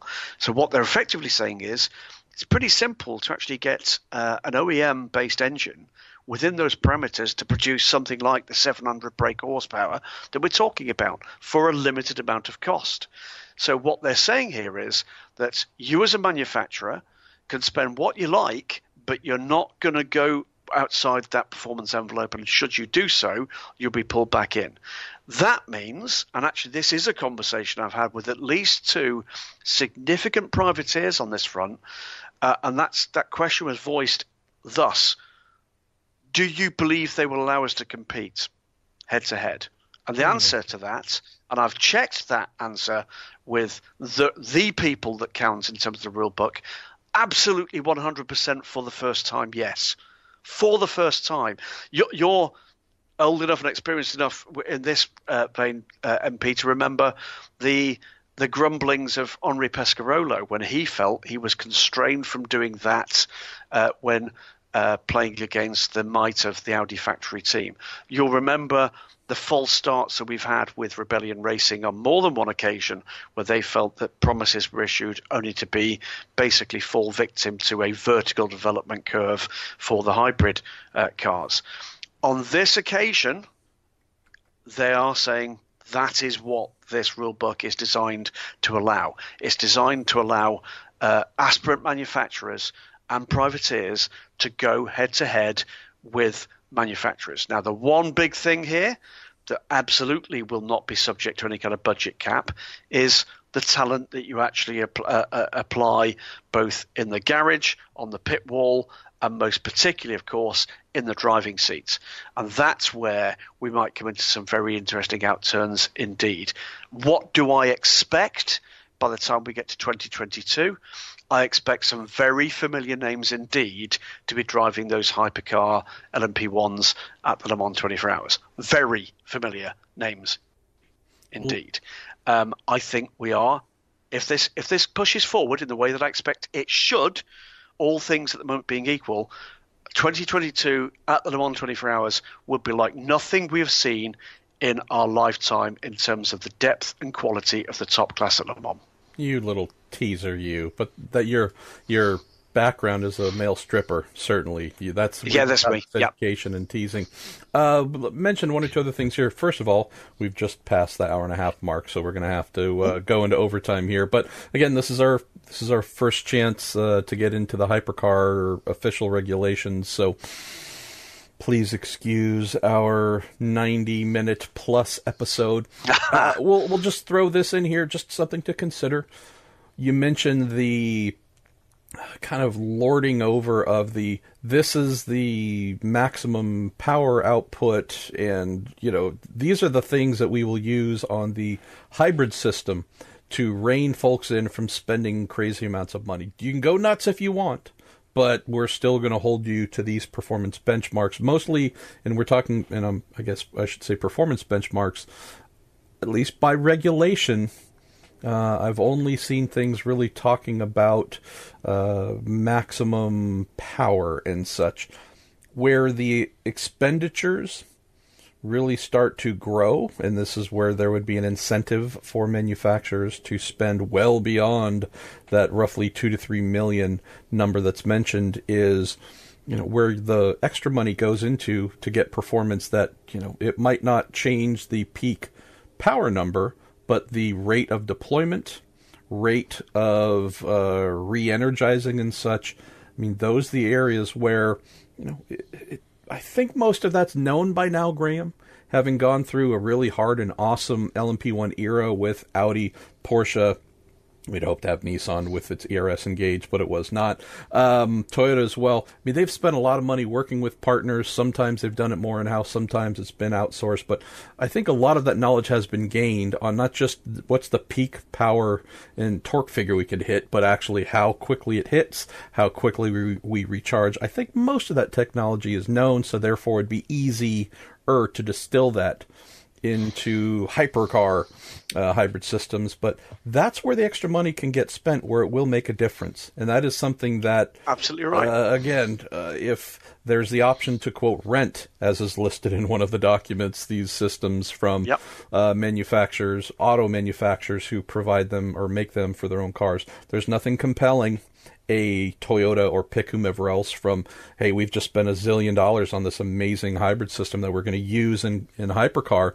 There's nothing that says they have to share that or make it available to others. And if the extra money they spend means their hybrid system, again, while hitting the same peak number, but getting to that faster and having it available at a faster rate, which is therefore an on-track performance advantage, at least by what I've read so far, there's nothing really trimming those possibilities. Could we see an amendment or maybe further explanation that, hey, we'll get into that too?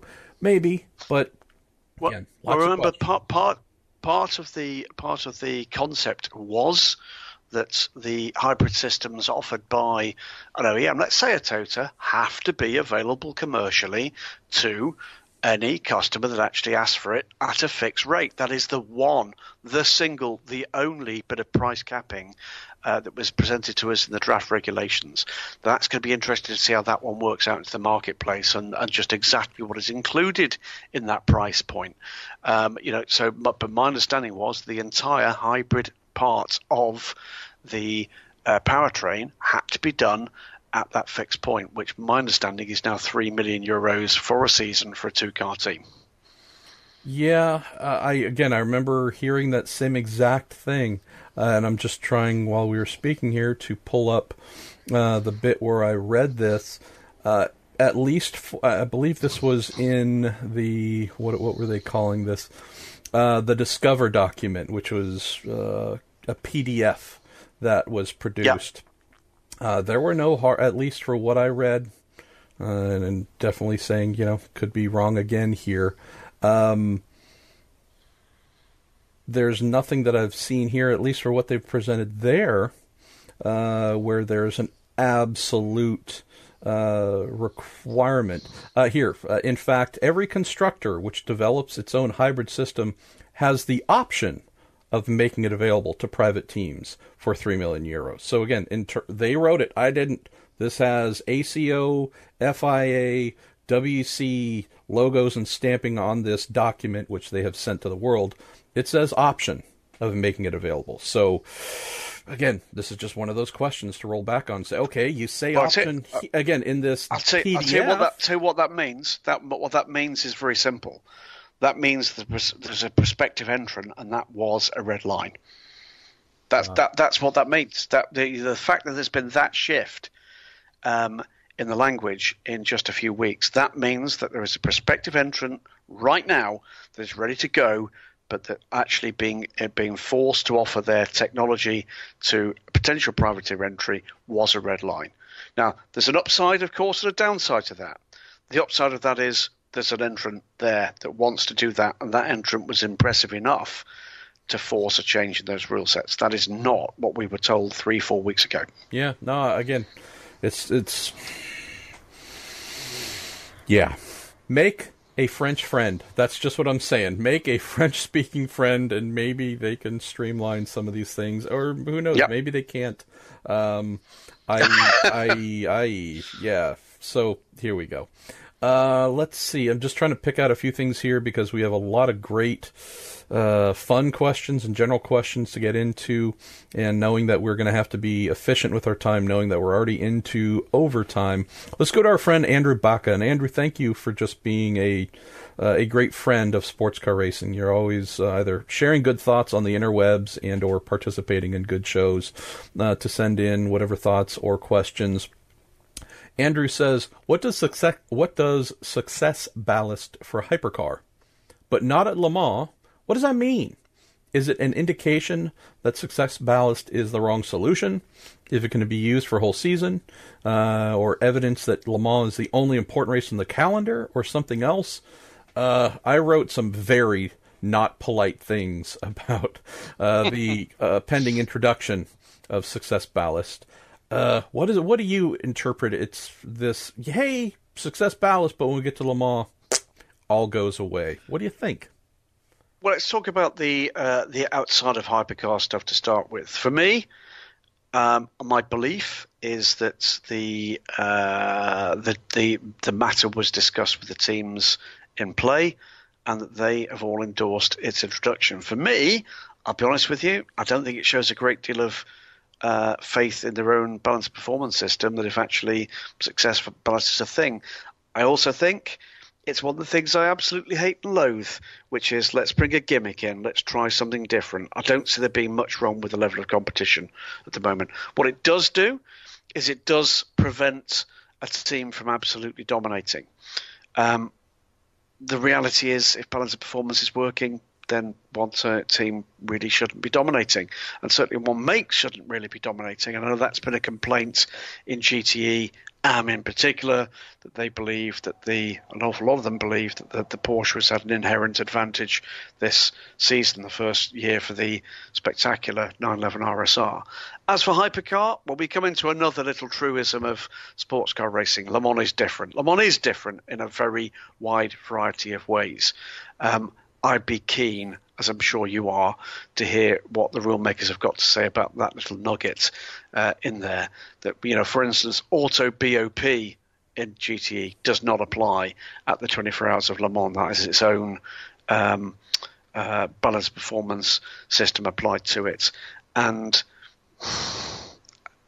I can just give you this little nugget. I do talk to a number of people in the decision-making levels of a number of the organisations that we follow the racing for. And what I've said to them, and I've said to them very clearly, is, guys, you need to start thinking a lot more clearly about the way in which you explain the decisions that you're making of a technical nature. Inquiring minds inquire, and those inquiring minds are an influence on whether or not people follow and endorse the decisions that you're taking for whatever reason. I think clarity of thought is a wonderful thing.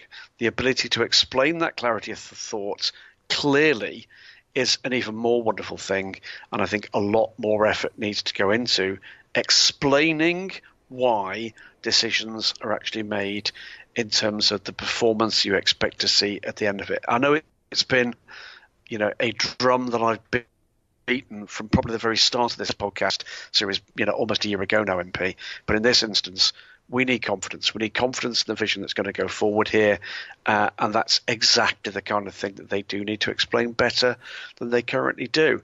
There are some good reasons in terms of the fact that the track is remarkably different to anything else that we see on a WEC calendar, or frankly anybody else's calendar for that matter. But in an era where a lot more of the cars that we're going to see are a lot more, if not spec, then certainly defined by regulation, for me it does seem a little bit odd that some of the controls that are actually in place for the rest of the season are put aside, with presumably another system being put in place for the most important race of the year. It wouldn't be the first time, would it, that a team or a manufacturer have designed a car, frankly quite happy to take a hit for a season to come into the Le Mans 24 Hours with an advantage. How's this? I'll pose one final ACO World question to you, knowing that we have 10 or more that we haven't had a chance to get to. As we always suggest, if you really want us to get to your question, knowing that we can't get to all of them each week, submit it again. You might submit it a second time, a third time. We apologize, but we will do our best. I'll go with Tim Stoll, and this is definitely right up your alley. With no factory or pro efforts in the ELMS or Asian Le Mans series, is there a different paddock atmosphere compared to the WEC and IMSA, where you do have a lot of pro entries?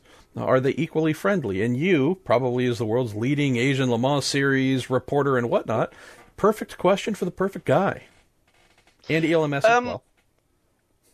But first things first, we have very good relationships with just about everybody in all of those paddocks that you mentioned.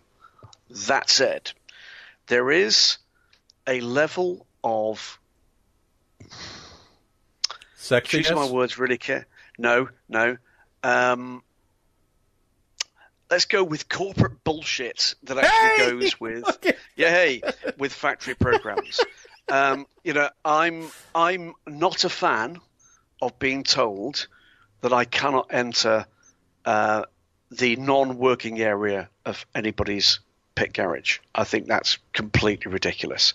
I think in the 20 years or so that I've been doing what I do, with one notable exception when I tripped over a body panel at 3 o'clock in the morning at Le Mans in the Corvette garage some 10 years ago, I don't think I've ever got in the way or been at any risk to anybody in any of those working areas. And I think there's a lot of hiding behind the opportunity to put a security guard outside a garage, particularly at the Mans 24 Hours, which frankly needs to be challenged and stamped upon.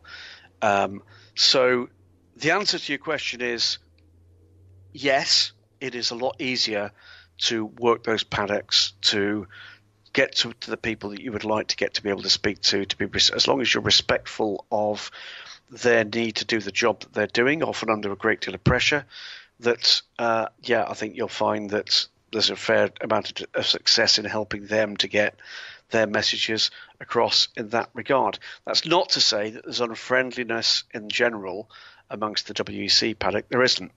I love what I do. And those people that know me reasonably well would understand and would recognise the sentence I'm going to speak next, which is, I'm absolutely certain that I would not be allowed to do the job that I do in the Formula One paddock. It's as simple as that. It wouldn't be possible.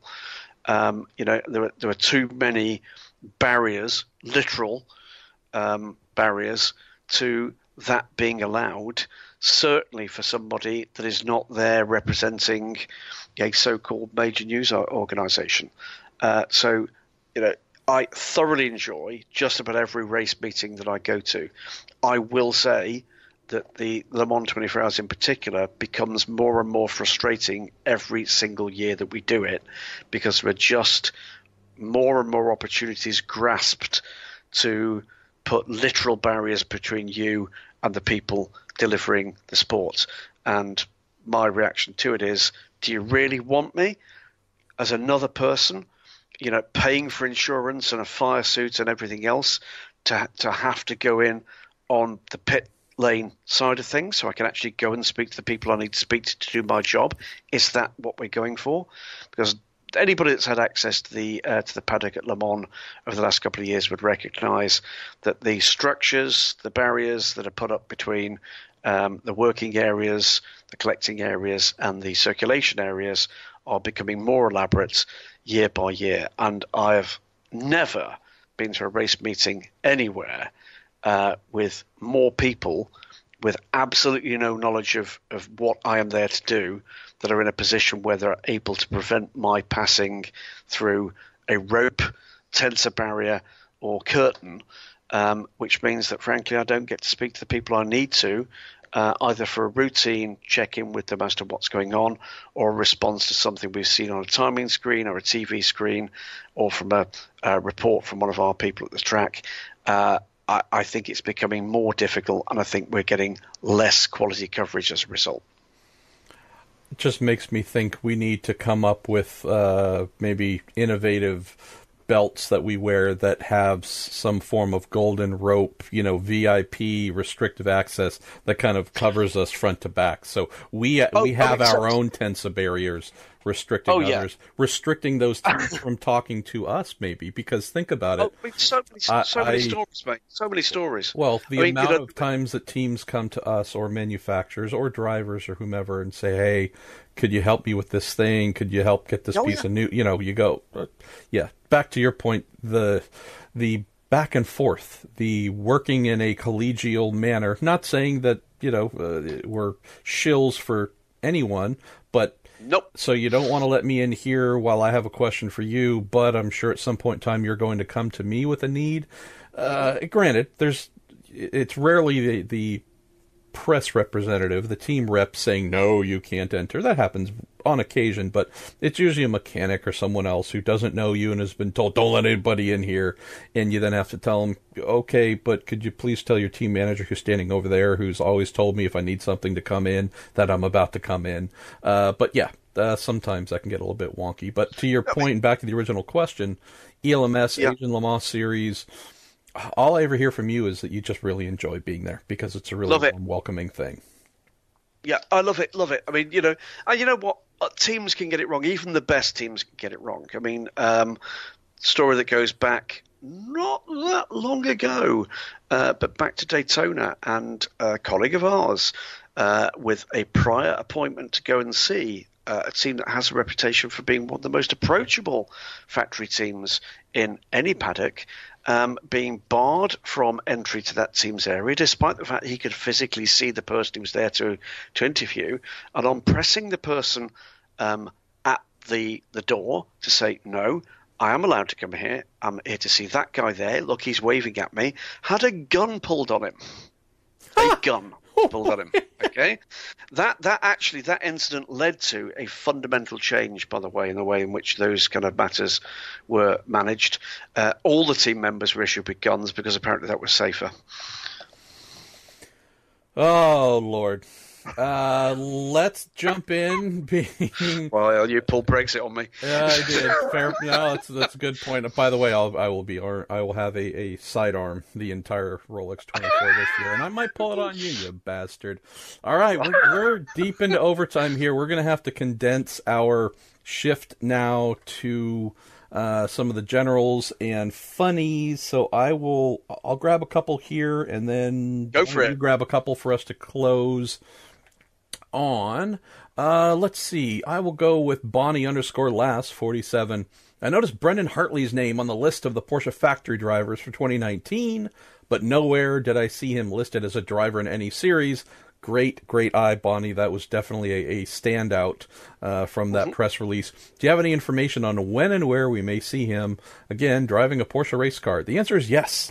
Dear Brendan Hartley will indeed be one of the factory drivers for Porsche's Formula E series. So, although that has not been formally announced, we know that to be a fact. We also know that, at least from general rumor, that he is, hoping to continue doing some endurance racing, either North America or Europe. So I know that dear Brendan would like to play on the big 12, 24-hour stage. as a bit of a side endeavor, but his primary will be quiet open-wheel cars. Let's see, where can I go next? I have heard. One second. I have heard his name mentioned, by the way, and I think you might be seeing him in a prototype sooner rather than later. Should also say, by the way, and it's very contemporary, I'm in his parking space this weekend at Yas Marina. Really? I kid you. Yeah, I pulled my car into my designated parking space at Yas Marina Circuit, and there is the sign that says Brendan Hartley, Toro Rosso. I'm in Brendan's parking space. Well, you need to have someone take a photo of you standing next to it, pointing to it, and post that on social media and tag our boy B. Hartley. I already did. And he's come back and liked it. Good. Good. Tell him. There you go. Yeah, tell him that you're not paying the £5,000 bill as well for that custom spot that they're telling you he failed to cover. Let's see. We'll go with Alex O'Bara, who says, "Do you actually see IMSA ever aligning with the WEC and running LMP1/car, hypercar, whatever it's going to be called? And why do you think the WEC is so against DPI if it involves manufacturers?" Super easy here, Alex. No, I don't. And it's simply a matter of costs. And I would say that also maybe answers a bit of your second question. And we've touched on this many times, with the loss of Audi from LMP1, the loss of Porsche from LMP1, knowing that Porsche is still involved in GTE, but in terms of big, grand expenditures involved with the top class, ACO/FIA have seen a significant downturn in manufacturer income. At the DPI level, as we spoke about near the open of the show, manufacturers aren't spending a lot with IMSA to be involved. That is something that the ACO and FIA-WC absolutely need. And so to me, it's not an anti-DPI thing so much as it is the cost models are just so vastly different that needing to do things where manufacturers invest heavily in the series and the cars that would play there, you kind of have to put the number at a place where it's going to serve all needs. And if they were to go the DPI route, which I enjoy particularly, it would not support a globe-trotting international endurance series. And on, just quickly back on the could IMSA ever adopt this hypercar, car thing, again, I know many of the finances involved here in the States with teams participating in IMSA, in DPI, and P2 as well.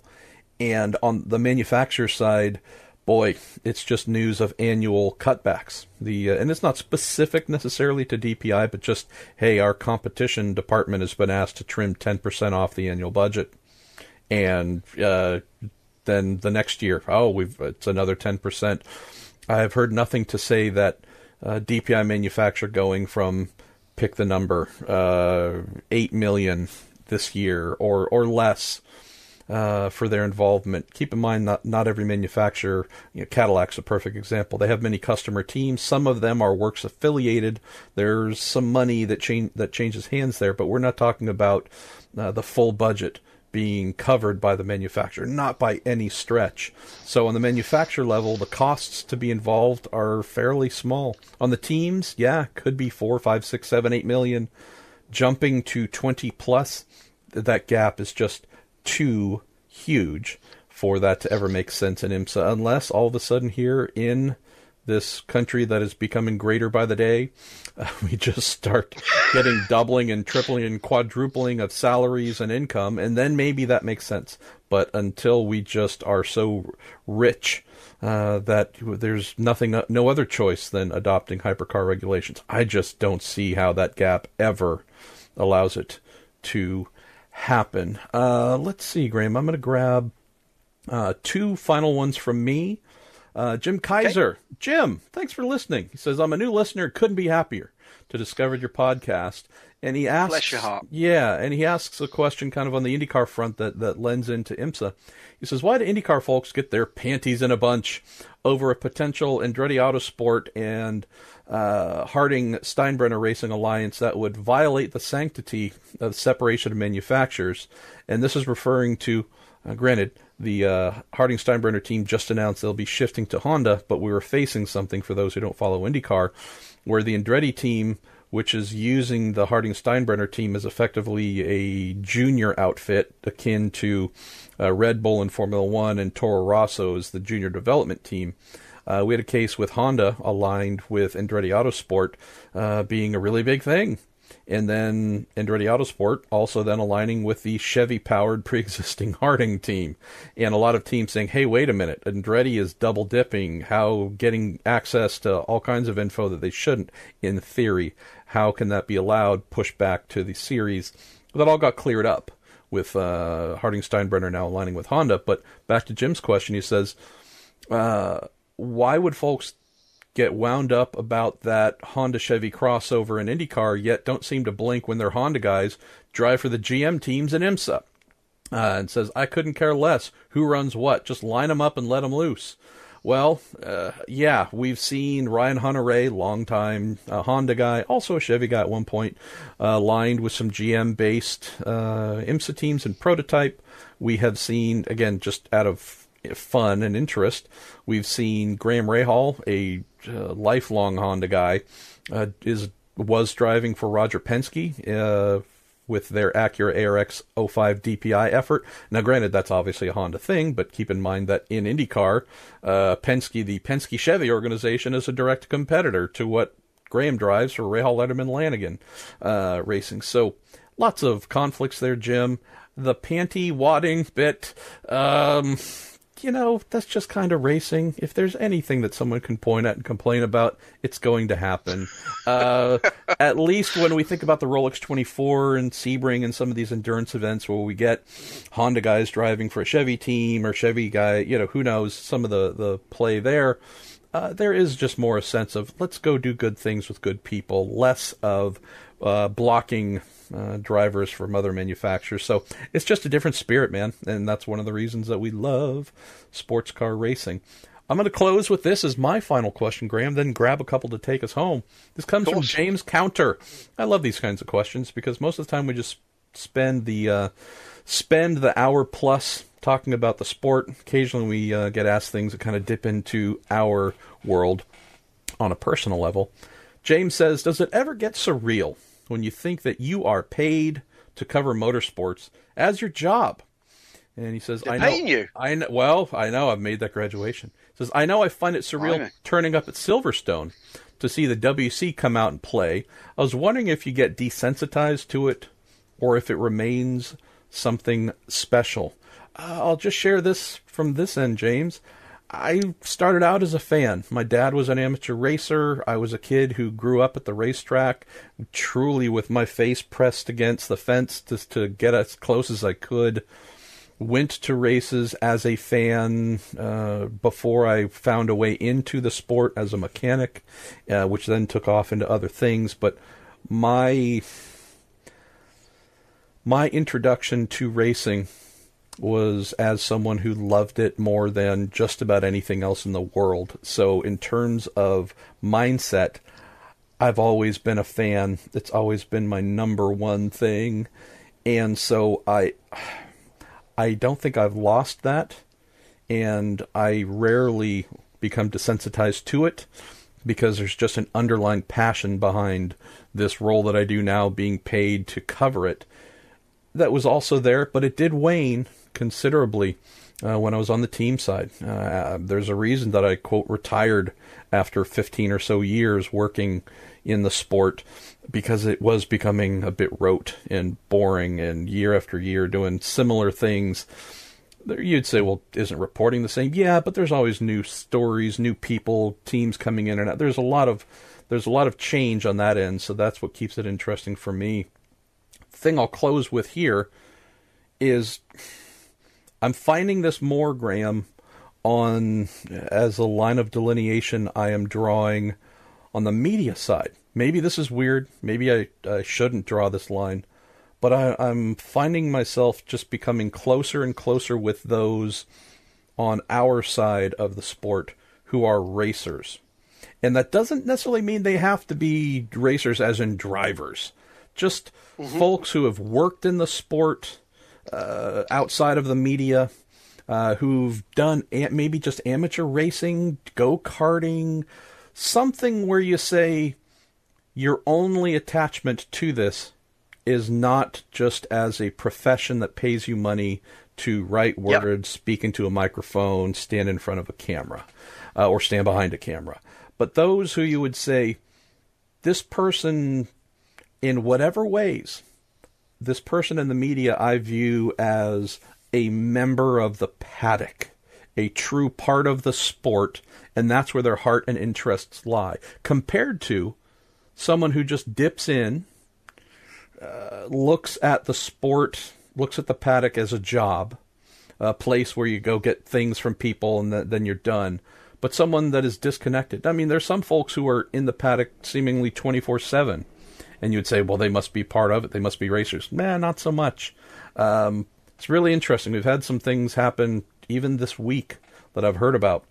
I'm not going to go into specifics, but there's one media person who has riled a manufacturer so much by caring so little about that manufacturer, where I've heard some fairly credible information that any members of that team / organization that speak to that reporter, that could be something that places their job in jeopardy. That reporter has been blacklisted so heavily for it's not me, is it?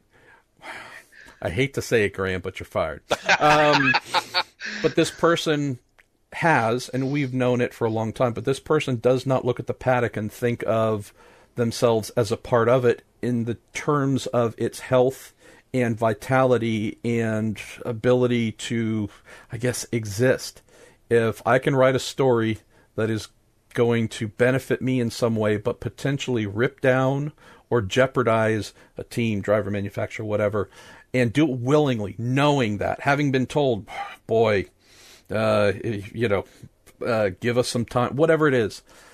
There's some folks, unfortunately, and this one person being a perfect example of those who I would say maybe live in a place of desensitization, James, where, they don't care. Hey, so I wrote a thing and it damaged you and it, whatever, caused you all kinds of problems. I knew about it up front, still did it because, hey, it got me, I won the day. I was first to report something. Again, that's their choice. It's just interesting to see how maybe some of the walls are starting to close in there. And I just think it's a mindset thing, James. I've loved this thing from the beginning. It's what I want to do for the rest of my life. And while I will always write about the hard things, report tough things, ask hard questions, which I've, again, done consistently throughout my career, if I'm presented with a situation where the thing that I might do is going to cause the sport that I love, not just where I find employment, but love, is going to tear the thing down, that's where, to me, that racer mindset and distinction comes in. Hey, I'm here for us to win as a whole. Am I a part of that solution?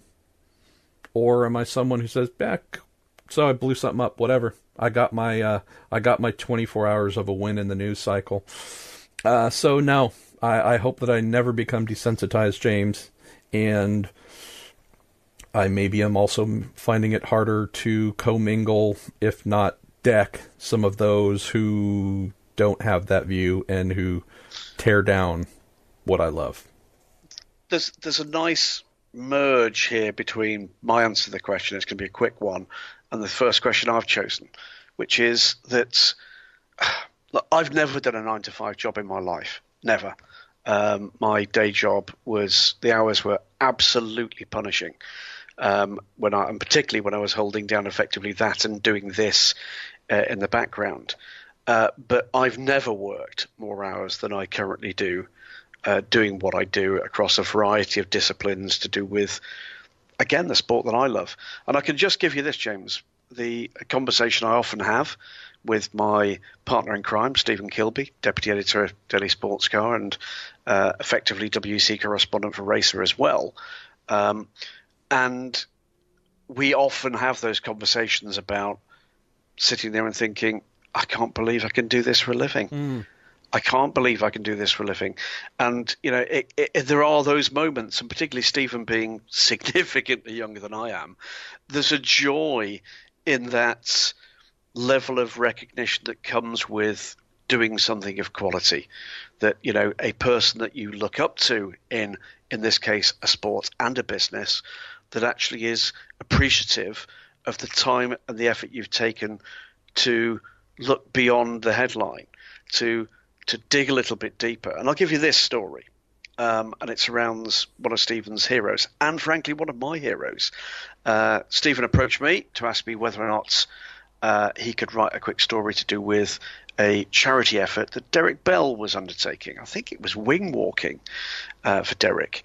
And of course, the answer was yes. And I gather, having written that, there was contact made back from Derek to thank him for it. And I will never forget Stephen's words after taking that call, which were, Derek Bell knows who I am. And that's a wonderful thing for anybody who's a fan of the sport, to actually have their hero exhibiting some level of recognition, but particularly for a young lad still making his way through this sport and doing so with the kind of values that I've tried very hard to instill upon him. I know you do too. I think the beatings are finally coming to the fore, and Stephen's beginning to take notice. And we should also maybe let Stephen know that when I last spoke with Derek, he thought his name was Evan Milby, and he was a part of the Smoking Dog hospitality staff. But that's fine. Right. It was. Don't want to pierce the bubble. It's close. Close. It's close. But the point I was going to make to merge into our penultimate question of the evening, and I'm now trying to find it because I've now lost it, which is wonderful, isn't it? It was to do with pranks. And sporting pranks. It came from Robert Northway. Hopes he's not too late, he says. After listening to the week in IndyCar last week, I think that was a week before last, with, I guess it's Tony Kanaan and yourself talking about pranks. What's the best prank both you've witnessed or been part of during our time in the various parts of the racing world? I'll give you two. One's a very quick one. It wasn't actually intended as a prank, and it befell Thomas Laurent in Mexico City. And Thomas got out of the cab having left his mobile phone on the back seat of the cab. Luckily, his partner, his driving partner at the time, which was Tristan Gomandy, spotted the fact that Thomas had left his mobile phone, picked it up, and got out the cab the other side, obviously. Didn't immediately tell him. Now, Thomas, being of a generation for which a mobile phone might just as well be a vital organ, then panicked and chased the cab back through Mexico City. Not the wisest move. I think it took about a day and a half before the team actually admitted they'd actually got the phone. So there's that one. My favorite, I have to tell you, it was one that I pulled, and I still to this day couldn't tell you, honestly, my motivation for doing so. But it happened some years ago at Paul Ricard. It was another member of the media pack at the, I think it must have been the WEC Prologue, maybe the first WEC Prologue. And the stunt worked like this, and it was absolutely spontaneous. It was to do with the point at which electronic visas had been introduced to come to the United States from Europe, known as the ESTA. And the stunt I pulled was to persuade a colleague that in retaliation for the electronic visa initiative, that European nations had imposed upon US citizens the fact that you needed an exit visa to get back out of the country. Wow. Okay. Now, this was so effective that said young reporter flying back to Chicago on the point of leaving Paul Ricard on the morning of the race to get to Paris to go to the consulate, because he'd also been persuaded that the consular office in Marseille was closed. And I did have to, after 3 days, and it was a full 3 days, persuade him that actually it was a joke all along. Which I'm sure was met with laughter and just nothing but fun and a warm response. Oh, you got me, guys. I've hated myself since then, and yeah, it was obviously a warm embrace. Yeah, absolutely. Yeah. Yeah. Taken in the good heart that only a really truly angry person can actually do. But that was the first and not the last effort on that front. And by the way, it won't be the last. There's others cooking. I try to do these things as best I possibly can on a yearly basis, that we can actually write a book about it at some point in the future. But that was the best one for me. Was that Graham Goodwin playing pranks on the humorless? Yes, that's you go. I'll just throw this one in quickly because, dang it, we are way over the hour-and-a-half limit. I wouldn't say this is the best, but it's certainly one that comes to mind, and it involves me, and not me playing a prank, but being on the receiving end of one. We were driving to lunch. I believe we were doing a multi-day test between the Phoenix Oval and then shifting to the Firebird Road Course in Arizona back in 95 or 96 with the Indy Lights team that I was working on. And one of the chief mechanics, dear pal Troy Stevens, who's also a little bit of an artist, for whatever reason, he was sitting behind me in the GMC Suburban or whatever we were in. He was sitting behind me, and he had just a ballpoint pen, and he decided to start drawing some tattoos on his arm. And they were very stylish. They looked great, and it was impressive. And I said, well, hey, man, that's awesome. Obviously it's temporary. It's just a ballpoint pen, but that's awesome. What you do one on me? While we're riding along, we still had 5 or 10 minutes to go till we got there. So he's like, all right, great. And they were tall seats. It wasn't easy for me to move my arm around or whatever. So I said, well, just draw one, in the back of my neck or whatever else on the side of my neck. And he's drawing all silent, right? And this is just me being young and naive and placing trust in the chief mechanic. And so he draws what he draws. Great. Again, I can't see it anyways, but it was just like, all right, cool, whatever. I'll look at it maybe when, we get to the restaurant, and I'll go in the bathroom and see whatever. And he wasn't telling me what he was drawing. And let's just say that there were a few people that were laughing kind of hard as I walked by on the way to the restaurant, because our pal Troy Stevens had drawn a penis and balls on the side of my neck with a ballpoint pen. So, yeah, in terms of a prank, still got some folks who might say that fit my head, being a dickhead. So, anyways, hey, man, if you can't be the butt of someone else's joke, prank, or otherwise, you suck. And that's a well-known fact. I believe it's even in the Bible. Absolutely. So, you hand it out, as I do. You've got to learn to take it. And I do. I have, yes. I mean, I travel with a bunch of guys who are known variously by me as funny insert insult number 1 and funny insert insult number 2, and I'll lap it up. That's the way you've got to do it. It's as simple as that. It comes with a degree of maturity. Final one for us, fella, and I'm going to go with 24 Lemons, GGNMP. You've been banished to the shed. Now, what a shed is, on Christmas Day for hogging the Scalextric. Might have some news on Scalextric, by the way, for next week's show. Ooh. You have to host your own Christmas dinner. Which 5 motorsport personalities, past or present, would you invite to join you? Who gets to carve the turkey? I reckon 2 each, and then 1 collegiate effort. Go for it. Okay, for dinner, or for that type of conversation, I would go with Alan McNish as 1, right? One of the world's supreme conversationalists, and a frequent thought here that gets mentioned on the show. I'd go with our man Juan Montoya, because you can see the real Juan Montoya, who is not only hilarious. That guy can curse up a storm. That guy is as opinionated as they come. I would choose the Scottish Colombian mix there. As for cutting the thing, I'm trying to think of... Would you like any of these guys to actually have sharp edges anywhere? No, but I'd probably say Andy Lally, but he would just run in and perform various karate chops, right? There'd be no sharp objects in his hands, just his karate and mixed martial arts knowledge to artfully carve up just with swift blows to the turkey. What about your 2? Well, oddly enough, you've got one Audi man there. Either TK or Dindo Capello, because both of them are just enormous fun. Enormous fun. And can hold a conversation with Bonami, and they've got all sorts of tales from the past as well. James Weaver is another one, because just a great storyteller, one of the funniest men in any paddock. I'll just go for three, and the other one is for a completely different reason. I never had a conversation with this guy that wasn't either enlightening or hugely entertaining, laugh out loud funny, and still to this day, my friends, my colleagues in Daily Sports Car regularly, and when I say regularly, I mean like every time we get together, we'll use a phrase that this man actually brought into our lexicon. And but there's another reason why I'd like him around that dinner table, because we get him back, and that's Alan Simonson.